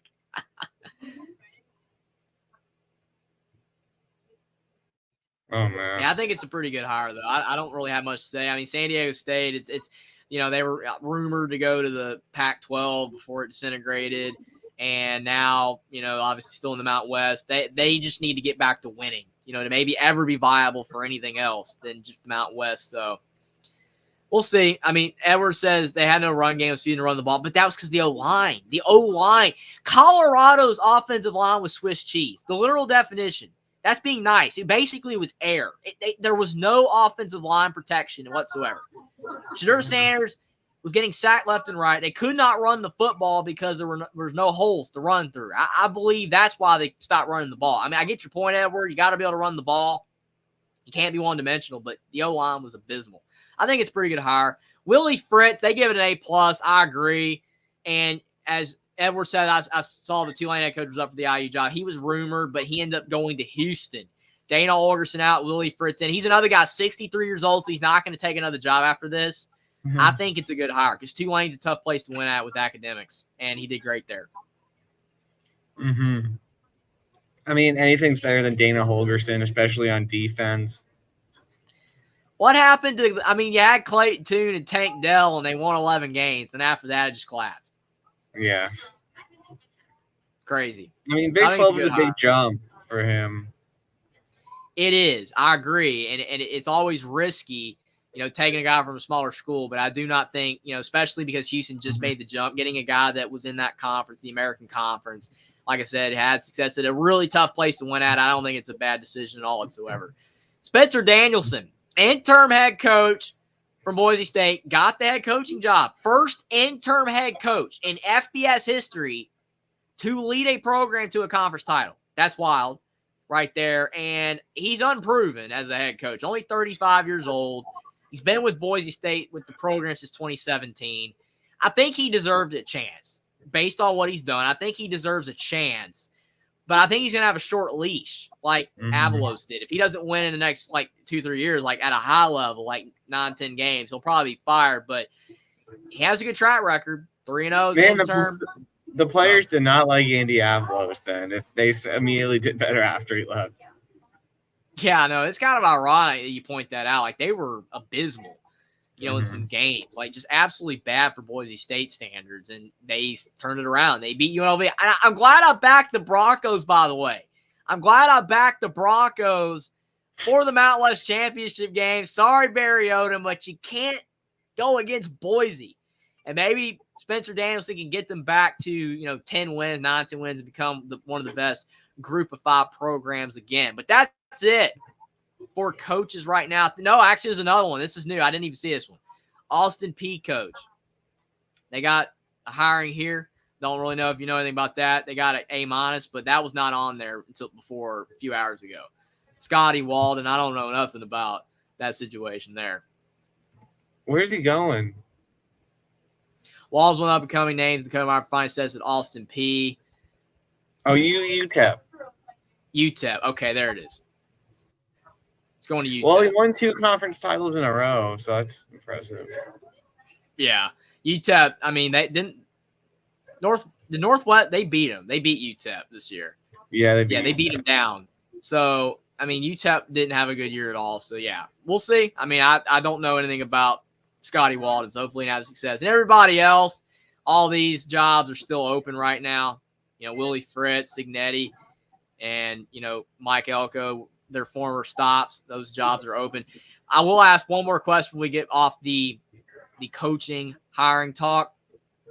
But and I didn't even put the banner. College football coaching carousel. Forgot to put the banner on there. That's what we've been talking about for the last basically 30 minutes. I forgot to put that on there. But Will, what do you think? What's the best hire? Do you think it's Jonathan Smith? What was your favorite hire of all the hirings? Not just because I'm with you, but I think I really like Kirk Signetti at Indiana. I agree. I think it's either Willie Fritz going to Houston, Jonathan Smith going to Michigan State, or Kurt Signetti going to Indiana. Probably Signetti, because I wasn't expecting to get a guy with that much of a track record of winning. And plus, I didn't even mention that Signetti was a assistant coach at Alabama under Nick Saban. He's a wide receivers coach / recruiting guy. from 2007 to 2010. So he has that, experience well. And he was at NC State when they had Phillip Rivers. So crazy. I think that it's a good move. I really, really do. So I'm very happy for Indiana fans that they might actually have a winner. But it's going to be interesting with the coaches. Do you think there's going to be more coaching, hiring, or firing? Do you think it's about done? You think there'll be any more? Well, there'll definitely be more hirings. Well, I know. Well, I take that back. Hirings, yes, but firings is what I mean. Do you think there'll be any more firings? That's what I meant. Maybe if a team gets blown out in a bowl game, but I think that's about it. Yeah, I agree with you. Probably about done. But, yeah, there will be more hirings for sure. But, yeah, I was talking about firings because if you have firings, there'll be even more hirings. It's going to be very interesting. But the coaching carousel, it used to be the craziest, but I would argue the transfer portal is even crazier these days. It's just wild how insane the transfer portal is getting. That guys are transferring all over the place, even guys that you would have never expected to transfer. It's absolutely wild. So I guess real quick, because we have talked a long time about the coaching carousel and also talk about the portal, but it was worth it. But you want to recap the conference championship games real quick? Yeah. Here we go. The Pac-12. Rest in peace to the Pac-12, and they went out in style. Oregon and Washington, what a game. And I love how now everybody thinks Washington is better than Oregon. Everyone said Oregon was better than Washington. Well, if you beat a team twice, you kind of have to be better, right? I still think Oregon was the better overall team, though. They had the better defense. They had, so much talent on offense, but Washington found a way both times to win by 3. Very impressive. I mean, it's absolutely impressive. I picked Oregon. You picked Oregon as well. I thought they would win, but I'm happy for Michael Penix. It's going to be wild with the Heisman, too. A lot of people are saying it's down to Nix, Penix, and Jaden Daniels, and all 3 are worthy. But, Penix has the winning. Nix has a lot of the stats. Daniels has the stats, but no winning. So, I don't know with what's going to happen with that race. But Washington, I still don't think that they're better than Oregon. They're close. But Washington got the better of Oregon both times by 3, and they're going to the playoffs. It's fantastic for Washington, and it's great for them before they head to the Big Ten. You know what I think the difference was, Jeffrey? Mm-hmm. Kalen DeBoer's experience at Fresno State helped him. Could be that one. He was only at Fresno 1 year. Right? I think he was only there 1 year, so he had just that experience being at a smaller school. Dan Lanning just moved from Georgia to Oregon. But I don't know. I mean, also just decision making better as well. Mm-hmm. Yeah, you have a point. I mean, you talked about Dan Lanning before when we made the preview. As long as he doesn't blow it, they're going to win. I mean, do you think that he blew the game? I mean, do you think it was like his play calling that cost them the game? I mean, it's possible. I'm not for sure. It's interesting, but Washington, like I said, they were just barely better, so it's great for them. He also coached in the NAIA as well. I mean, I know it's a low level, but yeah, Kalen DeBoer. I mean, he's a rising star right now in college football. Everybody's talking about him. I knew he was good in Indiana. I knew he was good at offensive coordinator. Tom Allen couldn't keep him. That was the beginning of the end for the Hoosier program on offense under Tom Allen. It was abysmal after he was the offensive coordinator. But he went to Fresno, did well there before Jeff Tedford came back, and then Washington doing great things out there. They're in the playoff. That's huge. Liberty beat New Mexico State. I did watch some of this game. I don't know if you watched any of it, but yeah, New Mexico State was going toe-to-toe with them, and then their quarterback got hurt in the game. Diego Pavia got hurt in the second half, and that ended their chances. It was literally just a track meet. No defense. Both teams were just scoring every possession until Diego got injured, and then Caden Salters led Liberty to victory. It's good for Liberty. I'm still a believer that SMU should have gotten the spot, though. Because Liberty, their strength of schedule was so bad. I mean, it's like you're talking about Florida State why they didn't get in the playoff. Which I got the banner pulled up. I'm going to try to put it on here because I keep forgetting to move the banners. Conference championship game recap. But put this on here for a minute. Florida State, yes, was snubbed by the College Football Playoff Committee. They were snubbed. There's no doubt about it. Absolutely snubbed, because if you're going to put in Liberty over SMU in the for the group of 5 slot, even though their strength of schedule was bad, even though SMU's only 2 losses are to Power 5 teams and they beat everyone else on their schedule, tougher opponents, mind you, than Liberty in their own conference, Florida State should have been in. It doesn't matter that Travis was injured. It's because they won the games. If that's your logic, if Liberty gets the spot, Florida State should have got the spot. If Florida State not making the playoff because of the strength of schedule and Travis' injury, then I don't think Liberty should have made the game against Oregon. I just don't think that should have been the case. I believe that even though Chadwell's done a fantastic job, they had a lot of close calls. I believe SMU should have got it, but I don't know if you agree. I completely agree. Mm-hmm. I mean, Liberty had the dead last in FBS strength of schedule, 133rd. That's terrible. Like that, you can't even defend that. 133, like you're the absolute worst. Like that is absolutely insane how bad that is. And people agree. I did a poll again on Twitter yesterday. It's got 22 votes. 63% said SMU, 32% of Liberty. I don't know who the other would have been. I just threw other on there, 4.5%. But people definitely agreed that SMU should have got it for the most part, and I agree. It's nothing against Liberty because I like Chadwell. I mean, he did a good job at Coastal. But, yeah, they shouldn't have got the spot, in my opinion. Georgia, Alabama. The Crimson Tide. Saban knows how to prepare. Like, you can catch Saban early. But, man, it's hard to beat Saban when he has time to prepare for the game. I mean, it's crazy to me, though. Just I wouldn't say because I don't get into that disrespect and all that. I just don't. But, I mean, people did disrespect Alabama coming into this game.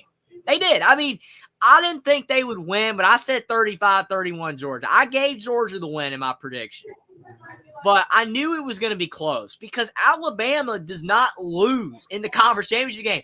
I mean, look how many times they've beaten Georgia in the SEC championship game. Like, they don't lose when they play Georgia hardly in the SEC championship game. And, again, I said to Mark when I was talking about it that Texas deserves all the credit in the world for beating Alabama, but it was in the second week of the season. Jalen Milroe, compared to the way he's playing now, was nowhere near the same quarterback. He's a lot better now. And I know they barely beat Auburn, but Texas barely beat TCU. Texas barely beat Houston. Texas lost to Oklahoma. That's the worst loss compared to Alabama losing to Texas. Alabama's the better win beating Georgia. I had someone tell me, swear Will, a comment that said, you're acting like Alabama. It's some feat that they knocked off Georgia. That's not that big. Georgia hadn't lost in over 2 years. And the last team to beat Georgia was Alabama. It should have been Ohio State, but Marvin Harrison. But 2 years. That is a big feat. So Alabama, in my opinion, should have been in over Texas. If Florida State got in, I think Alabama should have been in over Texas. But that's my opinion. I get head-to-head should matter, but there's a lot of reasons and arguments that even a lot of people agree there's validity to and why Alabama should have been over Texas. But they both got in. Florida State didn't. But credit to Alabama for being the underdog and finding a way to win over Georgia again in the SEC championship game like they did in 2021 after coming off a bad performance against Auburn. They won the Auburn games in 2021, 2023 by a hair, and then they knocked off Georgia when no one thought that they would. I don't know, man. I still think you got to look at Florida. Like, Florida State destroyed LSU. Mm-hmm. And Alabama barely beat them at home. And it only got ugly once Jalen Daniels got hurt. So, I'll also the thing is that for me with Florida State is and a lot of people are starting to say this, Tate Rodemaker was going to be back. He was going to be back in the college football playoff game. Mm-hmm. And they looked better against Florida on offense than they did against Louisville. Mm-hmm. Like, their offense wasn't good, but it was better against Florida. And a month of practice, they'd have been better. They won all their games. Like I've said, if you don't put Florida State in, then you shouldn't have put Cincinnati and TCU in. Because who was better last year? Everybody said Alabama was better than TCU. Alabama had 2 losses to Tennessee and LSU. But TCU won more games. They had the 1 loss, and it was by 3 to Kansas State or whatever. Whereas Alabama had the 2 losses. Well, you want to know what happened? TCU loses to Kansas State in the championship game. Alabama blows the doors off of Kansas State in the bowl game. It was like 45-12. They blitzed them, absolutely destroyed them. And I understand one result is not indicative, but that shows you how much better Alabama was than TCU. Way better. And I'm glad TCU got in. But the fact they did not put in Florida State this year when they put in TCU last year is insane. It's not even they broke their logic. They broke what they used to do. They used to go with the teams that won to now they're going with the teams that are better, and it makes no sense. I don't know why they suddenly shifted on it, but I just feel bad for Florida State fans because they should have made the playoff. There's no reason they shouldn't have. But Alabama, they deserve to get in for beating Georgia. Great performance. And Georgia, I mean, most years if Georgia lost in the – because you remember 2021, Georgia lost to Alabama in the SEC championship game. Georgia got in. Not this year because there were too many teams that won. Georgia did not get in with only one loss. Absolutely insane. I don't know what you think about Georgia falling out of the playoff because I said before I thought Georgia was in no matter what. You remember me saying that. And then it ended up that they were not. Well, the thing is, though, I mean, Georgia's best win was Missouri at home, and they barely beat Missouri. So I just don't think Georgia's resume is that good. It wasn't the best in 2021 either. It's probably better than this year, but again, more teams lost. That's the only reason this happened. So the fact that there were more teams with no losses or one loss is why Georgia fell out. Just bad timing. I mean, what if Georgia and Alabama played each other in week 4 of the season? If Georgia lost to Alabama week 4 of the season and then won out the rest of the way, they're in the playoffs. So it's just bad luck for Georgia that it fell the way it did this year. Yeah, the Michigan-Iowa game, it's funny that I said Michigan was going to coast in this game. I did give Iowa 10. I know I did, and Iowa didn't score. You're right, Will, about that. But you had them scoring 45, and a lot of Michigan fans had them scoring 50. I said they'd coast and only score 35, and they scored 26. So we were both right. You were right that Iowa didn't score. I was right that Michigan coasted because they didn't do anything in this game. They just they knew they were going to win, and they were just like, why put up 50? Like, we're in. So it's wild that's the case. Michigan probably wish they had only won 3-0 or 7-0, so the committee would have put maybe Washington #1, right? So Michigan. Well, I think that Texas. I don't know. I think Texas is still better than Bama, in my opinion. You think Texas? They have the most complete team. Alabama? They have the most complete team. Like Bama has some better players in some positions, but I think position group Oregon was the most complete team. I thought they were, and then they lost to Washington again. But I thought they were. I just don't like Bama's O-line. And I think Texas's D-line will still dominate Bama's O-line again. Jalen Milroe got better, but will that matter if he's going to have a bunch of Texas guys running that right at him? That's a good point. That's a really good point. We're previewing the CFP without even realizing it right now. But, I mean, that's a good point, really. The Texas D-line, Alabama O-line. I mean, even for Washington, like Penix, he can't get sacked over and over. He can't get rushed because he's at his best when he's upright. So that will be interesting. I think Texas is a good team. I really do. But still, Michigan does not want to play. I don't think Texas secondary, though. You heard the groaning. I think Washington can beat Texas just because I think that Washington has the best receivers in the playoff. And I think, and that's how Oklahoma won because Oklahoma's receivers were able to get open against Texas. So I think Washington could beat Texas, but if Washington plays Michigan or Bama, I think they're going to get blown out.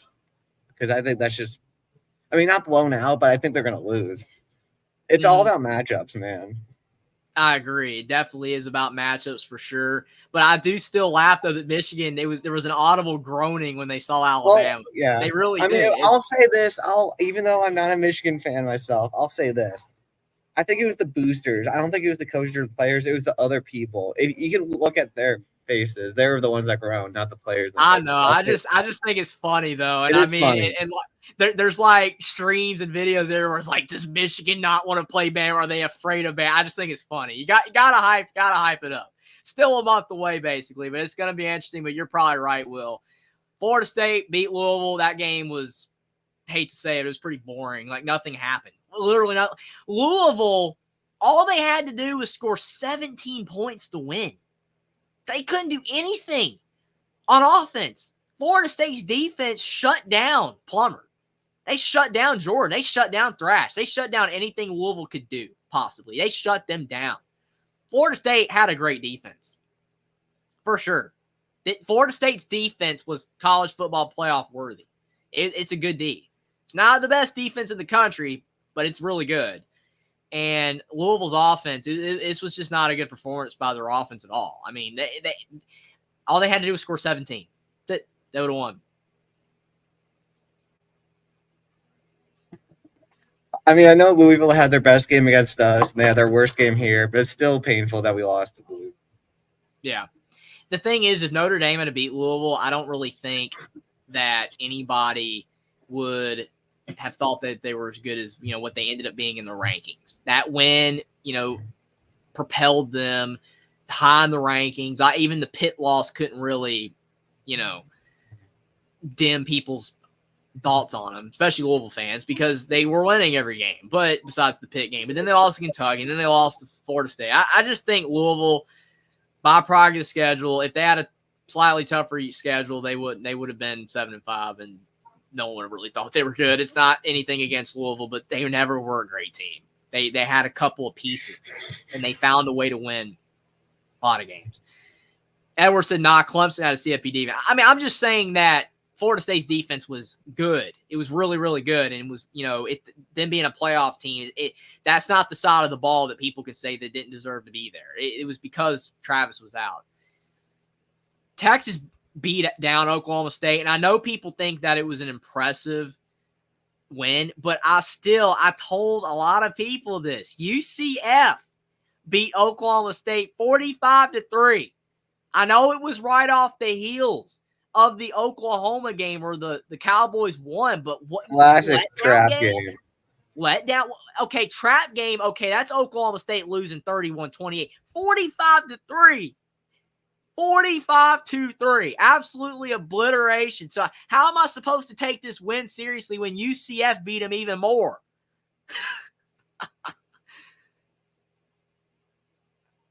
I mean, they had nothing to lose, and they were playing to try to spoil Texas.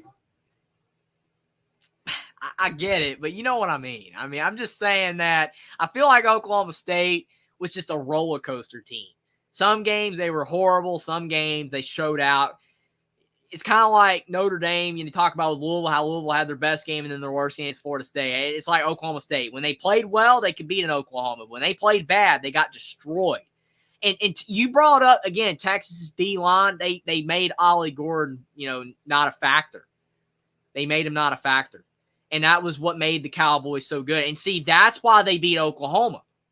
I don't know why UCF held them to 3, but Oklahoma's defense proved to be bad. They looked okay earlier on in the season, but then it proved that it wasn't that good. And Ollie Gordon ran all over them. So, yeah, Texas, great win that helped propel them into the playoff, but Oklahoma State did not play well. SMU beat Tulane. You were right, Will, on this one. You're right. I went with Michael Pratt, but I should have gone with the Mustangs. Tulane had not looking good lately. SMU, good performance. Should have got them into the New Year's Six. SMU's going to do well right away in the ACC, I bet. I mean, the bottom of the ACC as we've talked about, is bad. So I think SMU will do fine in the ACC. Mm-hmm. But it'll be interesting. State can't play in the rain, and so I guess it was raining in that game. I didn't watch any of that game, but that's interesting. Thanks for the input there. Go ahead, Will. Sorry. It'll be interesting if Michael Pratt goes to the portal. Yeah, he's a name I'm shocked hasn't said anything yet. I get, he's very loyal to the program, but with Willie Fritz leaving, I mean, he could go to Houston. I mean, we'll see what happens, but. Yeah, SMU did a good job in this game. Just shut down Tulane and stopped them every time the Green Wave had any momentum. Then you had Toledo losing to Miami, Ohio. Now, I was a little shocked by that. I was too. I thought Toledo would win. I mean, Miami, Ohio had a good year, but that's a bad loss for Toledo. And, Jason Candle's hopes of getting a job, any job. That was not a good look. Congrats to Chuck Martin, though. He was the Notre Dame offensive coordinator from 2010 to 2013. And I think he's been in Miami with Ohio ever since. He has. Chuck Martin, I was about to say, he's been there for 10 years. This was his 10th season. And his record doesn't look that great because he had a lot of bad years early on, but the longer he's been there, the more they've been winning. So they're on an upward trajectory. We'll see if he gets any type of job. I don't know. but he's doing good things at Miami, Ohio right now. Boise, again, as I mentioned earlier, glad I backed the Broncos. They blitzed UNLV 44-20. Good enough of a win for Spencer Danielson to get the actual head coaching job, as we mentioned earlier. But I was a bit shocked this was not a close game. I thought it would be a one-score game, whether Boise won or not. Because I was legit thinking about picking UNLV. I'm glad I went Boise because I don't usually pick against them. You know, every time we pick Boise, I'm usually picking Boise every week almost. But I was shocked that they won by as much as they did. Especially in their home field, man. That was a bad luck for UNLV. But still a good year for Bay Area. Yeah, especially with how poor UNLV's been for so long. And then Troy. Wow. App State, I mean, I knew that they weren't as good, but they beat James Madison. Like, Kurt Signetti, you almost went undefeated, and you lose to App State somehow, but then Troy, this is what Troy does to them. So not a good look there, Kurt, but, you know, just can't have those performances in Indiana. But, man, I was shocked that this game was as big of a blowout as well. I mean, I knew Troy, you know, was the better team. The better team doesn't always win, but this wasn't a contest at all. Yeah, I was like, well, JMU beat Troy, lost to App State. Maybe App State can do it, but no. I mean, Troy's home field advantage is big. Mm-hmm. They don't lose very much at home, although they did lose to JMU. Yeah, it's crazy. So definitely some of those smaller teams have really good home field advantages. Troy has a pretty solid program. They've been good lately, so that was big there. So we've gone through the portal. We've gone through the coaching news. We've gone through the conference championship game recaps. Now, I don't know how many games we're going to do. I don't know what games we're going to do because with all these opt-outs, it's going to be so hard to do this. But me and Will, we're going to try to preview a few bowl games. Again, do not know how many that we're going to be able to do because, like I said, this is hard. I mean, it is the bowl season. When I was younger, I mean, it was always the case where, you know, all the players played. I mean, it was still tough to pick the games because of the fact that you talk about both teams want to win. You want to get the bragging rights into the season, get that bowl win. So you're going to play hard. And when you see two teams that don't normally play each other, it's, you know, tough to pick. But with all these opt-outs, it's becoming impossible to pick. You remember last year, Will, I think it was Western Kentucky with Austin Reed. You remember he was in the portal or whatever, and he wasn't going to play, and then he decided to come back, and he did play, but I already picked the other team, and then they ended up winning by like 30, and I'm like, I didn't know you were playing, and I didn't want to change my pick. So I will say a disclaimer. If I make a pick here, and then there's tons of opt-outs, that pick might have to change because I would not make the same pick if we know the full details. But we're going to try to do our best here with some of these bowls. I don't, like I said, don't know how many we're going to do. I'll definitely ask Will if he wants to do each game before we do it. But I'm guessing we are going to do this one. Georgia Southern at Ohio, 11 a.m. on Saturday, December 16th, so 12 days away on ESPN, the Myrtle Beach Bowl. Do you have any thoughts on this game? Because I've looked at the opt-outs, and all they have right now is Georgia Southern, the long snappers in the portal, and for Ohio, one wide receivers in the portal. That's it. Mm-hmm. Well, Clay Helton, old USC coach, is at Georgia Southern. Mm-hmm. I missed him, but now I'm like, I don't know, man. I don't know how good Lincoln Riley's actually going to do. Although they did get a new defensive coordinator. Can I look at the receiver for Ohio? What was his name? His name was Miles Cross. I do not know how much he played. I don't know if he's like a guy that didn't play much and he's going to. I don't think he played much. I'm looking through it. So he's not very impactful, it seems. That's not a bad thing for Ohio then. Oh, he did have a good game against Kent State, but Kent State's bad. Kent State, everybody plays good against Kent State. Oh, man. Yeah, so not one of the top two receivers, at least. Mm-hmm. Or I think he started. According to the odds right here, they have Ohio favored by 2.5. Yeah. So, yeah, I'm going to pick Ohio to win the game. Even though the MAC's bad. I don't even know. I mean, games like this, neither team is that good.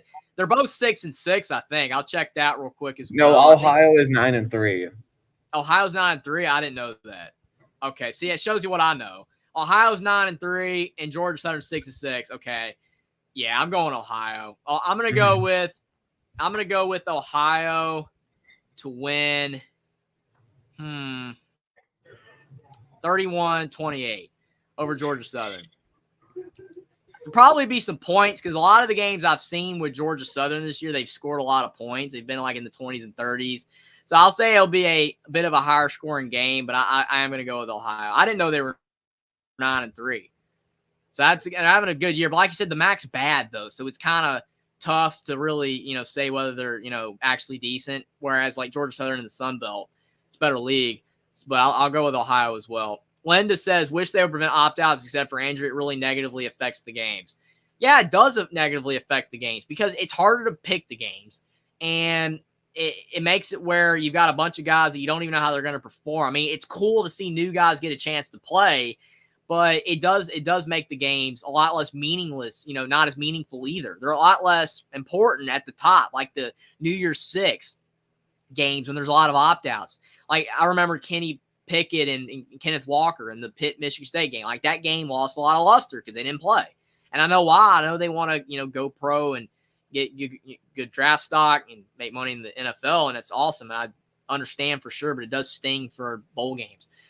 Up next, we have the R+L Carriers New Orleans Bowl at 2:15 p.m. on ESPN. And the opt-outs for this one, they have none. No one's opting out. And the spread, they do have Jacksonville State favored by 3.5. The thing about this game is Louisiana, I feel like, is always in this game, and they're in New Orleans. Like Louisiana Lafayette is in New Orleans. So I'm like, why would you? It's just a home game for you. So I always thought that was kind of lame that they just played at home. Mm-hmm. But I'll go with Rich Rod. I'll go with Jacksonville State, 38-24. Yeah, that's a great point, Will, because I was kind of thinking that too because I saw like New Orleans. And you're right. They are always in this game, aren't they? Like I have seen this game before. So, I mean, why would you do that? You want to have them like travel somewhere where they, have, different scenery. A lot of these teams go to other places. Louisiana's 6-6. Jacksonville State's 8-4. Like I said, Jacksonville State, they only have favored by 3 according to ESPN, but on the other website, yeah, Sun Belt's a bit better than Conference USA. Yeah, I mean, definitely Rich Rod has done a pretty good job at Jacksonville State this year. I mean, they had a couple of games where they didn't look that good.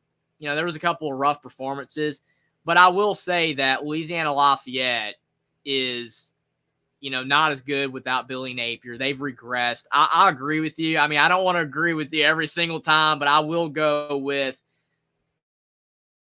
Jacksonville State to win, probably 28-21 over Louisiana Lafayette. They've had a better season, and they have a better record doesn't mean anything. But I only have it close as well because Louisiana's like a home game, but they haven't been that good this year. No one's really talked about them, so I'll go with Jacksonville State. Up next, we got on ABC. 3:30, the Avocados from Mexico Cure Bowl. I love how these names and sponsorships keep changing, by the way. It's like you got now Avocados from Mexico. Like, I love that one commercial. I don't know if you've seen it, Will, where they got the coach, and the other guy, and the quarterback comes over, and they're like, you're not going to start this game. And the dude's like, you just benched me singing the Avocados from Mexico theme song or whatever. Yeah. Like, well, they are healthy and they taste good. He's like, get the other tray and a kicker, because the kid gonna bench the kicker as well. It's hilarious. It just cracks me up, that commercial. But yeah, So Miami, Ohio, obviously they just won the MAC, and App State just got obliterated by Troy. So that does not look good for App State. Right here, you've got, according to the opt-outs page, App State only has one linebacker. Miami, Ohio is nobody, but they've got App State favored by 5.5. Yeah, no love for the MAC. So they really think the MAC is bad. So how do you think that's going to impact things, Will? Are you going to back the MAC and go with the champs, or are you going to go with a App State team that, again, they're in a better league, but had an ugly performance against Troy, and overall was outside the James Madison. I feel like game, App State always wins year. their bowls, so I'm gonna have to agree with the odds makers here. I feel like App State always gets prepared for a bowl, so I'll go App State 28-24. This is tough because, again, I have to agree with you. They always win. They're a well-coached program, even though they've had multiple coaches run through there. They are always consistent. And the Sun Belt's a lot better. Like, I know we picked Ohio, but Georgia Southern hasn't been that great this year, especially their defense, which while Ohio might be able to score enough points. I want to go with Chuck Martin in Miami, Ohio. I really do. But, like, they had a couple bad performances this year. And App State, to be able to beat James Madison, like, could Miami, Ohio do that? Could Toledo do that? I don't know. I'll probably go with App State as well to win 28-24. I think it'll be close. Because, I mean, none of these teams are that great. I mean, they're group of 5 teams, and I'm like the big name group of 5 teams. I almost went with Miami, Ohio because winning the MAC was impressive, but the MAC was pretty bad this year. So I will go with App State.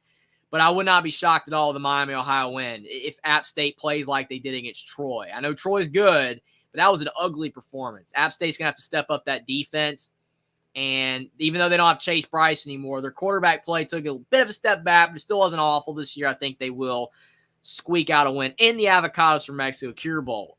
Up next, ESPN, 5:45, New Mexico State at Fresno State. This is a game that if you talk about it probably 5 weeks ago, we would be saying Fresno. Fresno was playing well. They're having a good year. New Mexico State hadn't beaten Auburn yet. Now New Mexico State's the talk of the town.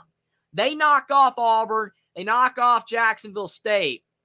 But then after that, they did lose to Liberty in the conference championship game. But Fresno State, what happened to them? They just started losing all of a sudden. They've looked abysmal lately. According to the opt-outs page, they've got New Mexico State actually favored by 2.5. And you've got Logan Fife, the backup quarterback, is in the transfer portal. Mikey Keene is not. A couple other guys. New Mexico State has one tight end in the portal. This is a tough game for me to pick because I normally do not bet against Fresno. I made the error one time picking Boise, and then Fresno won last year with Jake Haener. But Fresno's looked really bad lately. I mean, again, look at the end of their schedule, how they just trailed off. I mean, in their last 5 games, they've lost. After they beat Boise, they lost to San Jose, New Mexico, and San Diego State. And New Mexico, San Diego State did not have good seasons. Even San Jose was questionable. And then you look at New Mexico State, all those wins, and then losing to Liberty. What do you think, man?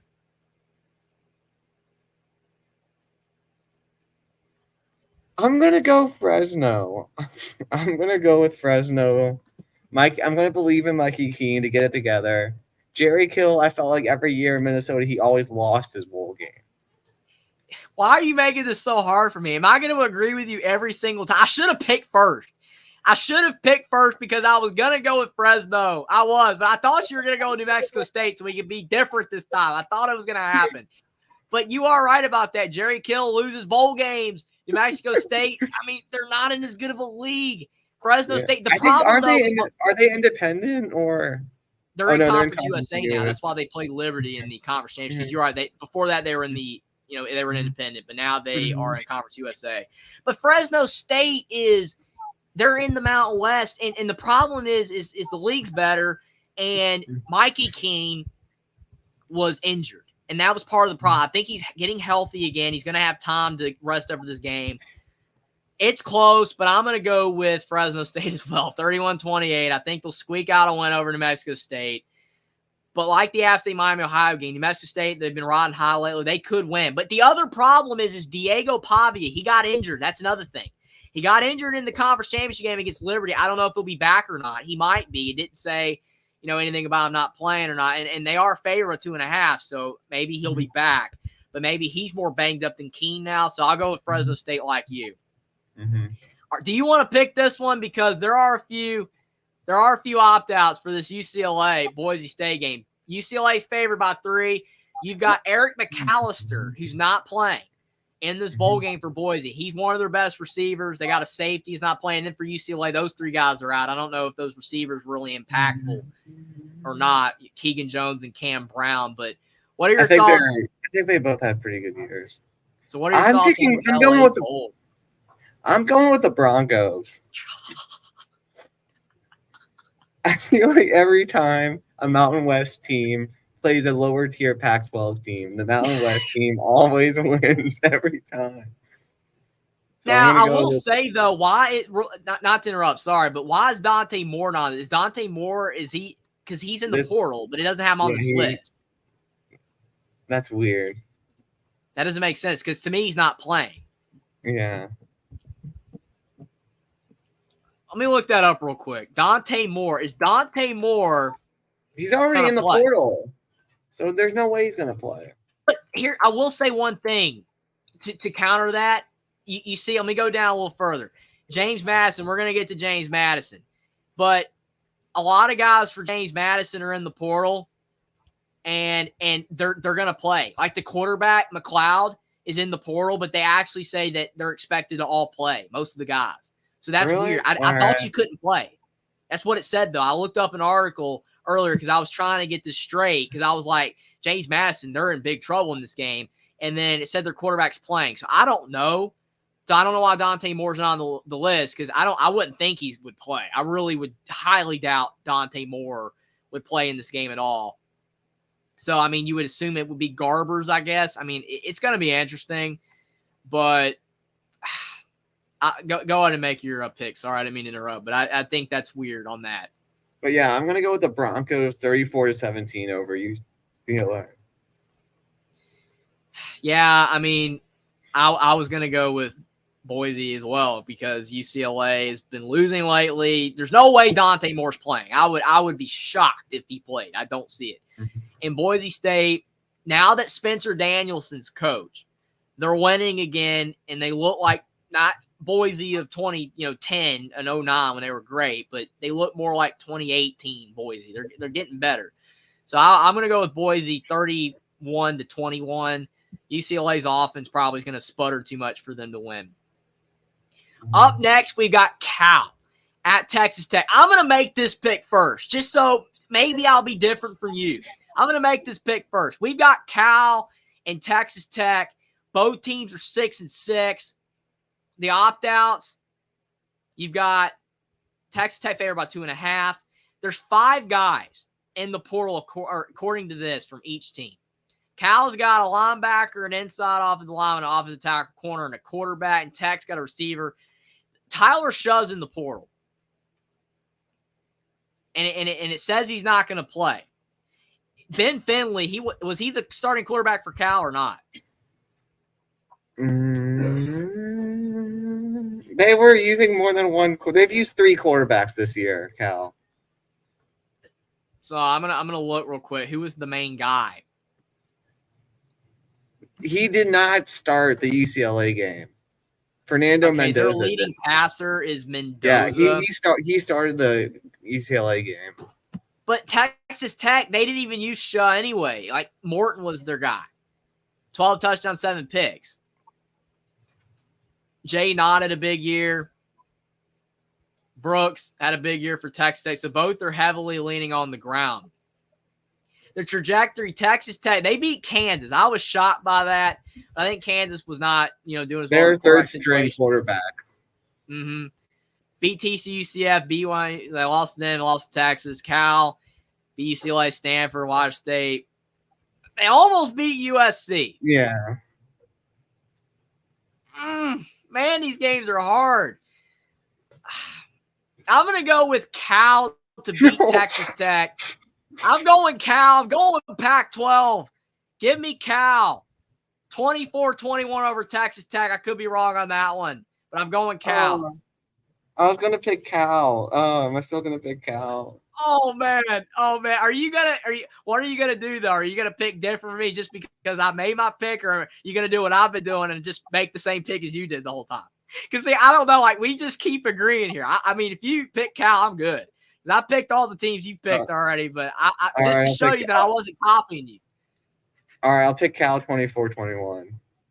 All right, Cal, we're backing the Pack. Come on, Oski. Come on, Oski. Come on, Oski. Oh, man. All right, now we got on Monday. look at this bowl game. The famous Toastery Bowl. What the heck is that? That's a new bowl, the right? Potato Bowl? Did they rename the Potato Bowl? So that was the famous Idaho Potato Bowl? I think so. I'm gonna look it up. Famous Toastery Bowl. Like all these names are new. Like I thought the Jimmy Kimmel Bowl was crazy. This one's in Charlotte, North Carolina. It's new. It's new. It's a new bowl game. Wait, the Jimmy Kimmel LA Bowl, so it's gone. Stark O'Brien. Yeah, Jimmy Kimmel. The Jimmy Kimmel LA Bowl's gone. Oh no. Oh man. These names keep changing, man. I mean, look, Radiance Technologies Independence Bowl, and then you've got famous Toastery Bowl. These names are insane. Absolutely insane. So Western Kentucky and Old Dominion.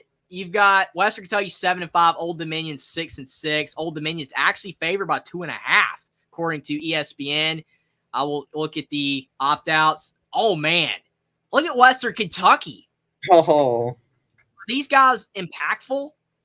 Because I know they're starting quarterbacks Austin Reed, so it's not Caden Veltkamp, but some of these other guys, I don't know if they play.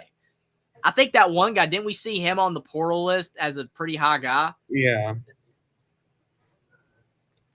Old Dominion only has these guys that are – the odds makers know something because they're saying that Old Dominion's favored, I guess because of all the opt-outs. Yeah, and Sunbelt's better than CUSA.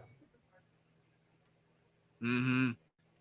Edwards says it was announced that 1,183 players have entered the portal already. Oh, man. And this is the opening day, so it's going to get crazier from here. Man, this is going to be a tough game. Last year, Western Kentucky, unfortunately, screwed me over because Austin Reed saying he was leaving and then he was not. I mean, will he enter the portal again between now and then? I mean, do you think that he will, or do you think he'll stay at Western Kentucky? That's a big key. Well, if he's not in now, I'll trust that he's going to stay. Mm-hmm. I just don't know how many of these guys are good, and it would take forever to look. And I mean, Old Dominion. I mean, didn't Old Dominion beat a good team this year? Did they beat? Well, not a good team, but they beat a Power 4 or 5 team. Didn't they beat Wake or something? Or, no, they lost to Wake. They lost to Wake. They beat somebody. Let me look. They beat App State. Full team schedule. I can't remember. It's hard to keep up with every team. They beat App State. They lost Virginia Tech, lost to Wake. They lost to James Madison as well. So they didn't really beat anybody big besides App State. I thought they beat somebody, but they didn't. They were beating Wake, and then they blew the game. Yeah. And then if you go over to Western Kentucky's schedule, I mean, they did beat FIU, but they barely beat Sam Houston. Sam Houston's not good at all. They lost to Liberty, New Mexico State.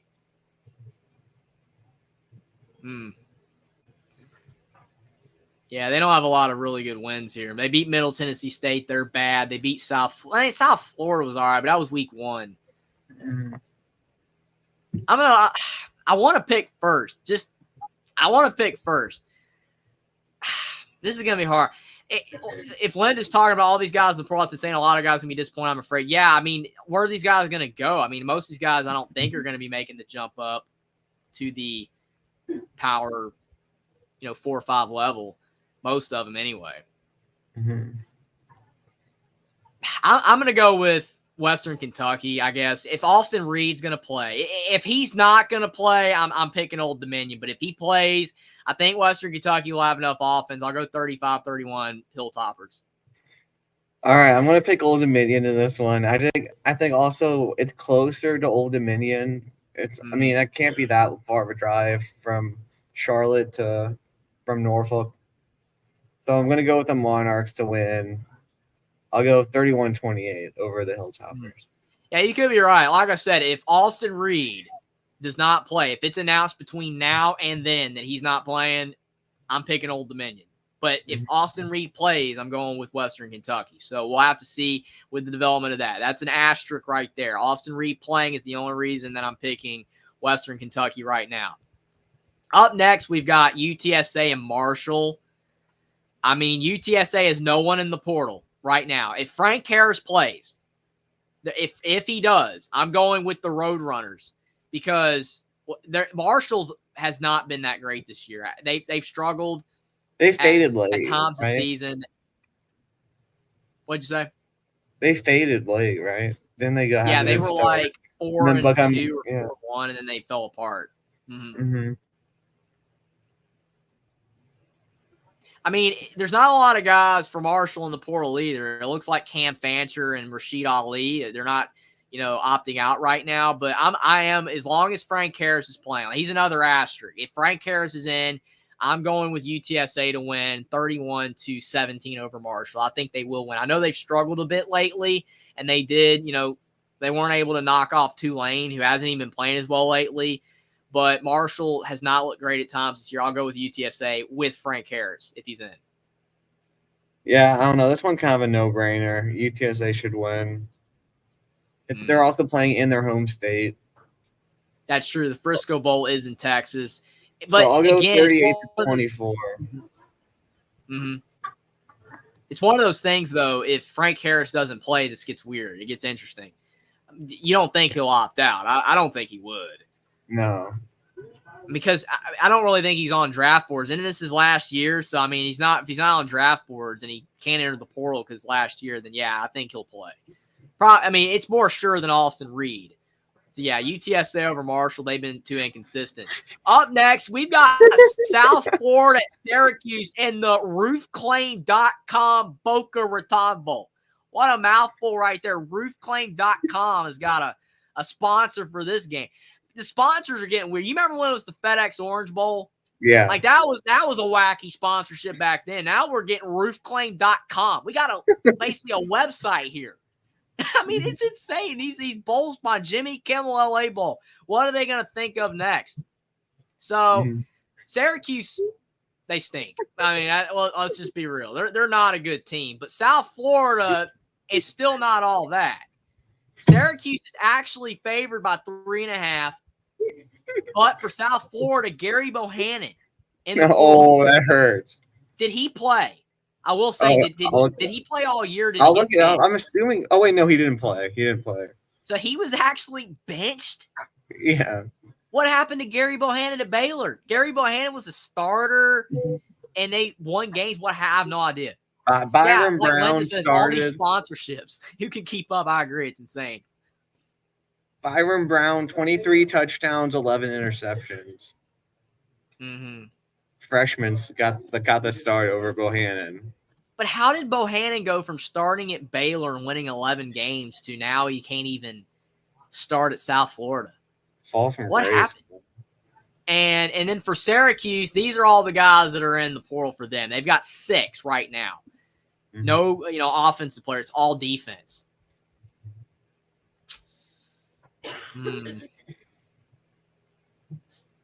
Is South Florida 6-6? Yes. Man, we're going with a 6-6. Oh man, group of 5 team and a 6-6 awful ACC team. I mean, oh boy. Syracuse lost to BC, but again, that was without Schrader. Schrader's back now, right? Did he play in the Wake game? I believe. I can double check, but I believe he did. Let me look. They have it on here. Oh boy, wait. He did play. He did play. Okay, so he's back. I'm actually, even though they got 6 guys out, Garrett Schrader is better than South Florida. He's actually decent. He beat Purdue. I'm going to go with Syracuse if Schrader plays, even though I think they're not a good team, but they're better with Schrader. 28-21. Man, I thought for sure out of spite you would pick. I thought about it, Will. I really did, but Garrett Schrader actually is decent. He is a decent quarterback. And I know their O-line's abysmal, but is South Florida really going to be able to put pressure? Is South Florida going to be able to put pressure on Garrett Schrader in that offense? I don't know. I wouldn't say reluctantly, but I think Schrader's a good enough quarterback to win this game. Yeah, I'll go 28-24 Hughes. If he's not playing, then definitely South Florida all the way. So we've done so far 6, 7. Let's do one more. 8, 9. We've done 9 bowl games. So last one, Georgia Tech at UCF. This is a good game. The Union Home Mortgage Gasparilla Bowl. Man, these sponsorships. And the spread is UCF 4.5. You've got 2 guys for Georgia Tech. Edge rusher. I think he was actually one of the better ones. We remember seeing him. Yeah. And Keenan Johnson. And then UCF's got a running back, an inside O-lineman, and Fred Davis the second, who they don't even have listed as a position. So, okay. So definitely you've got another example of, 2 teams that were inconsistent this year. UCF obviously just made the jump from the group of 5 to the Big 12. We're up and down all year. But they beat Oklahoma State 45-3, but then they had some bad performances. UCF had a couple just dreadful performances. I don't even know what to really think about either team. Georgia Tech played well at times, and then they lost to Bowling Green. So if Haynes King's playing and John Rice Plumlee, that's a pretty decent QB battle. Both teams have decent quarterbacks. Haynes King's had a pretty good year. Rice Plumlee, when healthy, is solid. But I will say, UCF's look better now that he's back. Rice Plumlee, when they didn't have him for a while, they were struggling. I'm going to go with UCF to win 28-24. I like Rice Plumlee. I think his legs will be able to get the Knights the victory. I don't know, man. I'm going to pick Georgia Tech. I don't know. I think it's a good story that they finally made a bowl for the first time since the Paul Johnson era. This is kind of a bias. This is kind of a me wanting them to win pick, but I think it'll be a good game. I'll go 24-17 the Jackets. Yeah, I think it's going to be an underrated game. It's going to be one of those games that people are going to want to tune into, especially if the quarterbacks play. So those are me and Will's bowl predictions for the first 10 games. I will say all my picks are set in stone unless a massive opt-out occurs.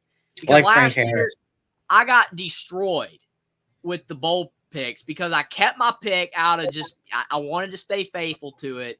But it isn't fair when you make a pick and then a guy, opts out after you make a pick. And then it's just impossible for that pick to be right. If Frank Harris isn't playing, if a Rice Plumlee or Haynes King, if any of these guys don't play, Austin Reed at Western Kentucky is going to change the pick for sure. But those are me and Will's picks now for these 10 games. We'll be doing more bowl previews next week over on Will's channel. It's going to be a lot of fun doing those games. It's going to be fun to see what happens in these games, especially if most of the guys play. But you have any final thoughts, Will, on this big show we had talking about the conference championships, the transfer portal, the head coaching hirings, and the bowl previews?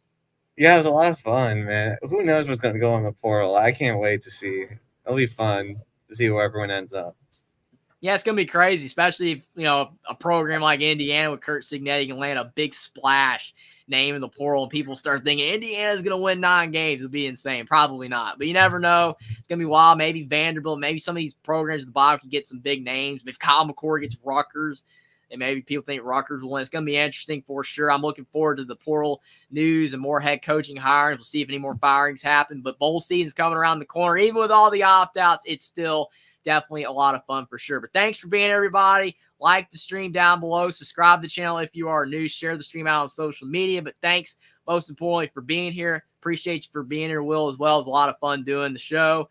And definitely we'll catch you next week back with Will on his channel talking about more bowl previews and probably more portal news and coaching news. It's going to be a lot of fun. Thanks for being here, everybody.